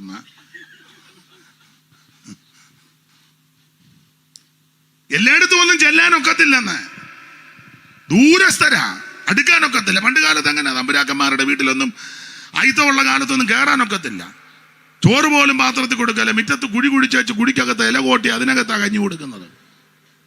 ഒക്കെ കുടിച്ച പിതാക്കന്മാരുണ്ടായിരുന്നു, പറഞ്ഞും കേട്ടിട്ടുണ്ട്. അടുക്കാനൊക്കത്തില്ല, കയറാനൊക്കത്തില്ല. അതിന് മാറ്റം വരുത്തിയത് സുവിശേഷം വന്നത് കൊണ്ടാണ്. നിങ്ങൾക്ക് വല്ല ബോധമുണ്ടോ? സുവിശേഷം വന്നത് കൊണ്ടാണ്. തേച്ച് കുളിപ്പിച്ച് സോപ്പും ഒക്കെ ഇട്ട് തേച്ച് കുളിപ്പിച്ച് ഭക്ഷണം തന്ന്, വസ്ത്രവും തന്ന്, വിദ്യാഭ്യാസവും തന്ന് അന്തസ്സായിട്ട് ജീവിക്കാൻ ഇടയാക്കിയത് സുവിശേഷം വന്നത് കൊണ്ടാണ്.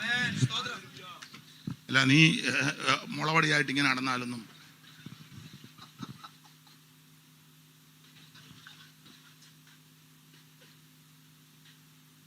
മനസ്സിലാകുന്നുണ്ടാവല്ലോ? കല്ലമുളകിട്ട് കറക്കാവല്ലോ കാര്യം നടക്കൂ. സുവിശേഷം വന്നത് കൊണ്ടാണ്. അന്തസ്സായിട്ട് ജീവിക്കാനും ഇടപെടാനും പഠിപ്പിച്ചത് സുവിശേഷമാണ്. ആ ഭാഗത്തേക്കൊന്നും ഇപ്പം ഞാൻ പോകുന്നില്ല. ദൈവത്തിന് മഹത്വം. ഇത് നമ്മൾ ദൂരസ്ഥരായിരുന്നു, അടുക്കാനൊക്കത്തില്ലായിരുന്നു, ദൂരസ്ഥരാ. ആ ദൂരസ്ഥരാകുന്ന സമീപസ്ഥരാരാ? സമീപസ്ഥരെ യഹൂദന്മാർ. അവർക്കപ്പോൾ വേണേലും ചെല്ലാം, അവർക്ക് ചെല്ലാം, പള്ളിയുടെ അവിടെയും ചെല്ലാം, പരിസരത്തും ചെല്ലാം, പ്രാകാരത്തിലുമൊക്കെ ചെല്ലാം. പുരോഹിതന്മാർക്കൊക്കെ അവിടെ വിശുദ്ധ സ്ഥലത്തും മഹാപുരോഹിതൻ ആണ്ടിലൊരിക്കൽ അകത്തോട്ടും ഒക്കെ അവർക്ക് ചെല്ലാം, നമുക്കൊന്നും ചെല്ലാം. അടുക്കാനൊക്കത്തില്ല, ദൂരസ്ഥരാ. പക്ഷേ ഈ ക്രൂശിൽ വെച്ച് ആ ശത്രുത്വം ഇല്ലാതാക്കി. ദൂരസ്ഥരായിരുന്ന, ശത്രുക്കളായിരുന്ന, അന്യപ്പെട്ട് കിടന്ന എനിക്ക് നിങ്ങൾക്കും അവൻ സമീപസ്ഥരാക്കി തീർത്തതാണ് ക്രൂശ്. സ്തോത്രം, സ്തോത്രം. ആ ക്രൂശിൽ എന്തൊക്കെ നമുക്ക്, യേശുവിന്റെ ക്രൂശിലെ മരണത്താൽ എന്തൊക്കെ സംഭവിച്ചു? പ്രധാനമായിട്ട് ക്രൂശിലെ മരണത്താൽ നമ്മളെ നിരപ്പിച്ചു. നിരപ്പിച്ചു. നിരപ്പിന്റെ ശുശ്രൂഷയാണ്. കൊലോസ് ലേഖനം 1:21 മുതൽ വായിച്ചേ. മുൻപേ ദുഷ്പ്രവൃത്തികളാൽ മനസ്സുകൊണ്ട് അകന്നവരും ശത്രുക്കളുമായിരുന്ന നിങ്ങളെ അവന്റെ മുൻപിൽ വിശുദ്ധരും നിഷ്കളങ്കരും കുറ്റമില്ലാത്തവരുമായി നിർത്തേണ്ടതിന് അവൻ ഇപ്പോൾ തന്റെ ജഡശരീരത്തിൽ തന്റെ മരണത്താൽ നിരപ്പിച്ചു. അത് ക്രൂശിലാണ് നിരപ്പിച്ചത്. നിരപ്പിൻ ശുശ്രൂഷയാൽ താതനോടൊന്നാക്കുവാൻ വേർപാടിന്റെ നടുച്ചുവർ ഇടിച്ചുവല്ലോ. നിരപ്പിൻ ശുശ്രൂഷയാൽ താതനോടൊന്നാക്കുവാൻ വേർപാടിന്റെ നടുച്ചുവർ ഇടിച്ചുവല്ലോ. സ്വയമതിലില്ല ഭയമതിലില്ല, സ്വയമതിലില്ല ഭയമതിലില്ല. ഓ താതൻ തൻ ഹിതത്തെ തികപ്പതിനായി സ്വയമതിലില്ല ഭയമതിലില്ല. താതൻ തൻ ഹിതത്തെ തികപ്പതിനായി യേശുവെ ഞാൻ കണ്ടിടുന്നു. കൺമണി പോലെന്നെ കാക്കുന്നതായി കൃപയിൻ നിറവായി കരുണാമയനായി കാരുണ്യവാനായി രക്ഷകനായി. ഓ കൃപയിൻ നിറവായി കരുണാമയനായി കാരുണ്യവാനായി രക്ഷകനായി. ഇരുപക്ഷത്തെയും നിരപ്പിച്ചെന്ന്. അപ്പൊ ക്രൂശിൽ പ്രശംസിപ്പാനുള്ള ഒന്നാമത്തെ കാരണം ക്രൂശിൽ അവിടുന്ന് രക്തം ചൊരിഞ്ഞു. രണ്ടാമത്തെ കാര്യം ക്രൂശിൽ വെച്ച് ശത്രുത്വം ഇല്ലാതാക്കി നമ്മളെ നിരപ്പിച്ചു. ആ നിരപ്പിച്ച നമുക്ക് എന്തൊക്കെ ലഭിച്ചെന്നുള്ളതാ. എന്തൊക്കെ എഫേസ്യ ലേഖനം 2-ാം അധ്യായത്തിലതാണല്ലോ. ആ 2:13 വായിച്ചേ. 13 വായിച്ചേ. എഫേസ്യർ 2:13. എന്തെല്ലാം കൂടെ കയറി പരിവക്കാണ്. മുൻപേ ദൂരസ്ഥരായിരുന്ന നിങ്ങൾ ഇപ്പോൾ ക്രിസ്തു യേശുവിൽ ക്രിസ്തുവിന്റെ രക്തത്താൽ ക്രൂശിൽ നിരപ്പിച്ചത് കൊണ്ട് നമ്മൾ സമീപസ്ഥരായി. അതാ സമീപസ്ഥരായി. ദൂരെയായിരുന്ന സ്ഥാനം ഇപ്പൊ നമുക്ക് സമീപസ്ഥരാക്കി തീർത്തു. 15-ാം വാക്യത്തിൽ വായിച്ചേ. 2:15. നടിച്ചവർ ഇടിച്ചു കളഞ്ഞ് സമാധാനം ഉണ്ടാക്കി. അത് ഈ നിരപ്പിന്റെ ശുശ്രൂഷയിൽ സംഭവിച്ചത്. 1 സമീപസ്ഥരാക്കി, 2 സമാധാനം ഉണ്ടാക്കി. എല്ലാം ഞാൻ വിവരിക്കുന്നില്ല, പറഞ്ഞങ്ങ് വിടുക. സമാധാനം ഉണ്ടാക്കി. ഇനി 14-ാം വാക്യം. അവൻ നമ്മുടെ സമാധാനം അവൻ ഇരുപക്ഷത്തെയും ഒന്നാക്കി ചട്ടങ്ങളും കൽപ്പനകളുമായ ന്യായപ്രമാണം എന്ന ശത്രുത്വം. അടുത്ത 3 ശത്രുത ഇല്ലാതാക്കി. ശത്രുത തീർത്തു. 14-ാം വാക്യം ഒന്നുകൂടെ വായിച്ചു. അവൻ നമ്മുടെ സമാധാനം അവൻ ഇരുപക്ഷത്തെയും ഒന്നാക്കി ചട്ടങ്ങളും കൽപ്പനകളുമായ ന്യായപ്രമാണം എന്ന ശത്രുത്വം തന്റെ ജഡത്താൽ നീക്കി വേർപാടിനെ നടിച്ചുവർ ഇടിച്ചു. 3, 4 വേർപാടിനെ നടിച്ചുവർ ഇടിച്ചു. അതിങ്ങനെ കെട്ടിവെച്ചേക്കാരൻ അങ്ങോട്ട് കയറാതിരിക്കുക. ഒറ്റ ഇടി. ക്രൂശിൽ രക്തം ചൊരിഞ്ഞപ്പം ഇടിച്ച് തകർത്തേച്ച് നമ്മൾ കയറാൻ പറഞ്ഞകത്തോട്ട്. ധൈര്യത്തോടെ അടുത്ത് വാ. 15-ാം വാക്യം വായിച്ചേ. സമാധാനം ഉണ്ടാക്കിക്കൊണ്ട് ഇരുപക്ഷത്തെയും. ഇപ്പൊ പക്ഷമൊന്നുമില്ല, പക്ഷം നിർത്തി. മറ്റേത് പക്ഷമായിരുന്നു, വെളുത്ത പക്ഷം കറുത്ത പക്ഷം. ഇപ്പൊ അതെല്ലാം മാറ്റി, പക്ഷമല്ല. ഇല്ല, വിവരിക്കുന്നില്ല, ഞാൻ നിർത്തുക. 15-ാം വാക്യത്തിലുണ്ട് പുതിയ മനുഷ്യനാക്കി. ഇല്ലേ? പുതിയ മനുഷ്യനാക്കി. 18-ാം വാക്യം പിതാവിങ്കിലേക്ക് പ്രവേശനവും തന്നു. ഇതാണ് ക്രൂശിൽ നടന്നത്. അപ്പോൾ ഒരു ദൈവപൈതൽ ക്രൂശിൽ പ്രശംസിപ്പാൻ, ഒന്ന് ആമേൻ സ്തോത്രം, ക്രൂശിൽ പ്രശംസിപ്പാനുള്ള കാര്യം ക്രൂശിൽ രക്തം ചൊരിഞ്ഞു. 2 ക്രൂശിൽ വെച്ച് ശത്രുത്വം ഇല്ലാതാക്കി. 3, 4 കാര്യം. 3 ഇനി ഓടിച്ച് പറയാം. ക്രൂശിൽ പ്രശംസിപ്പാൻ കാരണം നമുക്ക് വിരോധവും അത് വിരോധമായ കൈയെടുത്ത് ക്രൂശിൽ തറച്ചു. 2:14 കൊലോസ്യർ 2:14. പെട്ടെന്ന് വായിച്ചു. 2:14 കൊലോസ്യ ലേഖനം 2:14. അതിക്രമങ്ങളൊക്കെയും നമ്മോട് ക്ഷമിച്ച ചട്ടങ്ങളാൽ നമുക്ക് വിരോധവും പ്രതികൂലമായിരുന്ന കൈയെഴുത്തും മായിച്ച് ക്രൂശിൽ തറച്ച് കളഞ്ഞു. ദൈവത്തിൽ വിരോധവും പ്രതികൂലവും വിരോധവുമായ കൈയെടുത്ത്. വിരോധം എന്നതാ? പ്രതികൂലമായിരുന്നെന്ന്. ആ വിരോധം എന്നാന്ന് ചോദിച്ചാൽ പാപിയായിരുന്നെന്ന്. നമ്മളെ നോക്കുന്ന പാപിയായിട്ട. അതാ വിരോധം, പാപി. പ്രതികൂലം എന്ന് പറഞ്ഞാൽ ശിക്ഷാവിധി. വിരോധം നമ്മൾ പാപികള്, പ്രതികൂലം നമുക്ക് ശിക്ഷാവിധിയാണ്. യേശു ഇത് രണ്ടും ക്രൂശിൽ വഹിച്ചു. എല്ലാ വാക്യങ്ങളും എടുപ്പിക്കാൻ നേരമില്ല. പത്രോസിന്റെ 1-ാം ലേഖനം 2-ാം അധ്യായത്തിന്റെ 22 മുതൽ 24 വരെ വായിച്ചേ. ആമേൻ, സ്തോത്രം. പാപി എന്നുള്ളതും ശിക്ഷാവിധിയും എല്ലാം അവിടുന്ന് ക്രൂശിൽ നമുക്ക് വേണ്ടി. അവൻ പാപം ചെയ്തിട്ടില്ല, അവന്റെ വായിൽ വഞ്ചന ഒന്നും ഉണ്ടായിരുന്നില്ല. തന്നെ ശകാരിച്ചിട്ട് പകരം ശകാരിക്കാതെയും കഷ്ടം അനുഭവിച്ചിട്ട് ഭീഷണം പറയാതെയും ന്യായമായി വിധിക്കുന്നവെങ്കിൽ കാര്യം ഫലമേൽപ്പിക്കത്രേ ചെയ്തത്. നാം പാപം സംബന്ധിച്ച് മരിച്ച് നീതിക്ക് ജീവിക്കേണ്ടതിന് അവൻ തന്റെ ശരീരത്തിൽ നമ്മുടെ പാപങ്ങളെ ചുമന്നുകൊണ്ട് ശരീരത്തിൽ നമ്മുടെ പാപങ്ങളെ ചുമന്നുകൊണ്ട് ക്രൂശിന്മേൽ കയറി അവന്റെ അടിപ്പിണരാൽ നിങ്ങൾക്ക് സൗഖ്യം വന്നിരിക്കുന്നു. ദൈവത്തിന് മഹത്വം. തെറ്റിയുഴലുന്ന നമ്മുടെ ശാപവും പാപവും സകലതും അവിടുന്ന് ക്രൂശിൽ വഹിച്ചു. അതുകൊണ്ടാണ് നാം ക്രൂശിൽ പ്രശംസിക്കുന്നത്. ഇന്ന് രാത്രി നീ അത് വിശ്വസിക്ക്.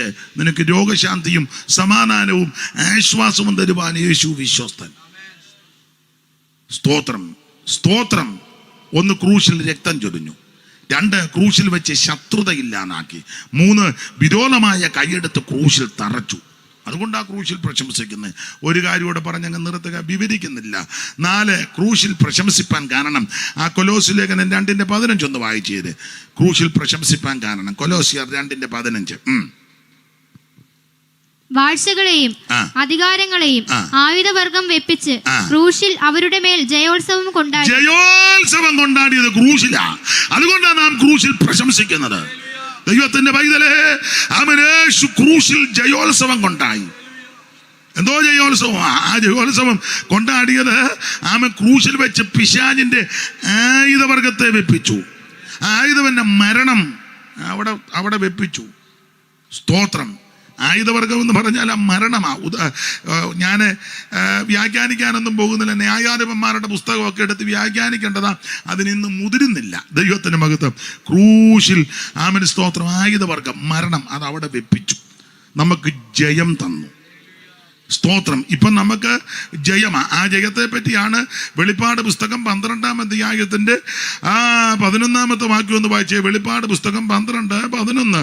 ആ ജയം എന്തോ ജയമാ. ക്രൂശിൽ നമുക്ക് പ്രശംസിപ്പാൻ കാരണം 12. അവനെ കുഞ്ഞാട് രക്തം ഹേതുവായിട്ടും തങ്ങളുടെ സാക്ഷ്യവചന ഹേതുവായിട്ടും ജയിച്ചു എന്ന് പറഞ്ഞാൽ ക്രൂശിൽ രക്തം ചൊരിഞ്ഞു. ആ രക്തത്താൽ നമുക്ക് ജയമുണ്ട്. ക്രൂശിൽ വെച്ച് ജയോത്സവം കൊണ്ടാണ്. ആ ജയോത്സവം എന്തുവാ? യേശുവിന്റെ രക്തത്താൽ. നമുക്ക് എന്തിന്റെ മേലൊക്കെയാ ജയം? വാക്യങ്ങൾ എടുത്തു വായിപ്പിക്കുന്നില്ല. 1, സാത്താന്റെ മേൽ ജയം. സാത്താൻ നിങ്ങളെ തോൽപ്പിക്കരുത്, അവന്റെ തന്ത്രങ്ങളെ അപ്പൊ സാത്താന്റെ മേൽ ജയം. കൊരിന്ത്യർ ലേഖനം 9:27 പഠിച്ചാൽ ജഡത്തിന്റെ മേൽ നമുക്ക് ജയം. സ്തോത്രം.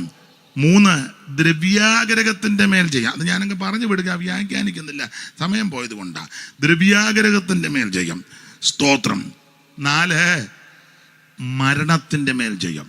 അതൊന്ന് വായിച്ചങ്ങ് നിർത്തിയേക്കാം. കൊരിന്ത്യർക്ക് എഴുതിയ 1-ാം ലേഖനം 15-ാം അധ്യായത്തിന്റെ 26 ഒന്ന് വായിച്ചു. കൊരിന്ത്യർക്ക് എഴുതിയ 1-ാം ലേഖനം 15:26. പെട്ടെന്ന്.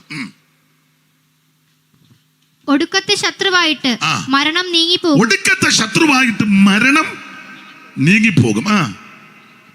സകലത്തെയും അവന്റെ കാൽ കീഴാക്കിയിരിക്കുന്നു. ഞാൻ വിവരിക്കുന്നില്ല. കർത്താവിന് മഹത്വം. നമുക്ക് ക്രൂശിൽ പ്രശംസിപ്പാൻ കാരണം ക്രൂശിൽ ജയോത്സവം കൊണ്ടാടി. യേശുവിന്റെ തിരുമരണത്താൽ എനിക്കും നിങ്ങൾക്കും ജയമുണ്ട്. എങ്ങനെ ജയം? അവിടുത്തെ പരിശുദ്ധ രക്തത്താൽ ജയമുണ്ട്. മാത്രമല്ല മരണത്തിന്റെ മേൽ നമുക്ക് ജയമുണ്ട്. ദൈവത്തിന്റെ മഹത്വം. ഹേ മരണമേ, നിന്റെ ജയം എവിടെ? ഹേ മരണമേ, നിന്റെ വിഷമുള്ളവിടെ? മരണത്തിന്റെ വിഷമുള്ള പാപത്തിന്റെ ശക്തിയോ ന്യായപ്രമാണം നമ്മുടെ കർത്താവാകുന്ന യേശുക്രിസ്തു മുഖാന്തരം നമുക്ക് ജയം തരുന്ന ദൈവത്തിന് സ്തോത്രം. ആകയാൽ എൻ്റെ പ്രിയ സഹോദരന്മാരെ, നിങ്ങൾ ഉറപ്പുള്ളവരും കുലുങ്ങാത്തവരും നിങ്ങളുടെ പ്രയത്നം കർത്താവിൽ വ്യർത്ഥമല്ല എന്നറിഞ്ഞ് കർത്താവിന്റെ വേലയിൽ എപ്പോഴും വർദ്ധിച്ചു വരുന്നവരുമാകുവി. നമുക്ക് ക്രൂശിൽ പ്രശംസിപ്പാൻ കാരണം നിരവധിയാ. 1, അവിടുന്ന് ക്രൂശിൽ രക്തം ചൊരിഞ്ഞു. 2, ക്രൂശിൽ ശത്രുത്വത ഇല്ലാതാക്കി. 3, വിരോധമായതിനെ ക്രൂശിൽ തറച്ചു. 4, ക്രൂശിന്മേൽ നമുക്ക് ജയോത്സവമുണ്ട്. അതുകൊണ്ട് ഇന്ന് രാത്രി എനിക്ക് നിനക്കും വല്ലതും പുകിടാനുണ്ട് കാൽവരി ക്രൂശിലാ. ആ കാൽവരി ക്രൂശിലേക്ക് ഇന്ന് രാത്രി കൺകൾ ഉയർത്ത് ആമേ. പാപത്തിന്റെ പരിഹാരം വരുത്തുവാൻ, രോഗത്തെ സൗഖ്യമാക്കുവാൻ, നിനക്കും എനിക്ക് സമാധാനം തരുവാൻ ഒരുവൻ നമുക്ക് വേണ്ടി കാൽവരിയിൽ ജീവനെ തന്നു. ആ നസറയനാകുന്ന യേശുവിനെ രക്ഷിതാവായി സ്വീകരിച്ച് വിശ്വസ്തരും വിശുദ്ധരുമായി ജീവിക്കുവാൻ ഇന്ന് രാത്രി ഒരിക്കൽ കൂടെ സമർപ്പിക്കാം. ആമേ. കരമുയർത്തി ദൈവത്തെ മഹത്വപ്പെടുത്തിയാട്ടെ. മൊത്തം പാടുന്നില്ല, ഒരു വരിയെ പാടുന്നുള്ളൂ. കാൽവരി ക്രൂശിൽ കാണും സ്നേഹത്തിൻ പൂർണ്ണത, ശത്രുവായ എന്നെ ദൈവം മിത്രമാക്കിയേ. കാൽവരി ക്രൂശിൽ കാണും സ്നേഹത്തിൻ പൂർണ്ണത, ശത്രുവായ എന്നെ ദൈവം മിത്രമാക്കിയേ. രക്തവും ചിന്തി യേശു എന്നെ രക്ഷിപ്പാനായി, ഈ സ്നേഹസ്വരൂപൻ ആത്മസ്നേഹിതൻ. രക്തവും ചിന്തി യേശു എന്നെ രക്ഷിപ്പാനായി, ഈ സ്നേഹസ്വരൂപൻ ആത്മസ്നേഹിതൻ. ഓ ദുഃഖത്തിൽ ആശ്വാസമായി, രോഗത്തിൽ എൻ സൗഖ്യമായി, ഓരോ വിപത്തുകളിൽ എന്നെത്താൻ ശാശ്വത ഭുജങ്ങളാൽ മറുവോടണച്ചിടും, ഈ സ്നേഹസ്വരൂപൻ ആത്മസ്നേഹിതൻ. ശാശ്വത ഭുജങ്ങളാൽ മറുവോടണച്ചിടും, ഈ സ്നേഹസ്വരൂപൻ ആത്മസ്നേഹിതൻ. ഈ സ്നേഹസ്വരൂപൻ ആത്മസ്നേഹിതൻ. കരമുയർത്തി ദൈവത്തെ മഹത്വപ്പെടുത്താം. ആകയാൽ നമ്മുടെ ആയുസ്സും ആരോഗ്യവുമെല്ലാം കർത്താവിൻ്റെ വരവ് വരെ, മരണം വരെ ആ ക്രൂശിൽ പ്രശംസിപ്പാൻ എന്നെ കേൾക്കുന്ന ഏവർക്കും ദൈവം കൃപ നൽകട്ടെ എന്ന് ഓർപ്പിച്ചും ഈ ശുശ്രൂഷയ്ക്ക് എന്നെ ക്ഷണിച്ച ചുമതലപ്പെട്ടവർക്ക് നന്ദി ചൊല്ലിയും നിങ്ങളെല്ലാം ഓർക്കുമ്പോൾ എനിക്കും കുടുംബത്തിനും ശുശ്രൂഷകൾക്കും സഭയ്ക്കും ശുശ്രൂഷകന്മാർക്ക് വേണ്ടി പ്രാർത്ഥിക്കണമെന്ന് ഏവരോടും വിനീതമായി അപേക്ഷിച്ചും കൊണ്ട് എൻ്റെ വാക്കിൽ നിന്ന് വിരമിക്കുന്നു. ദൈവം നിങ്ങളെല്ലാവരെയും അനുഗ്രഹിക്കുമാറാകട്ടെ. ആമേൻ.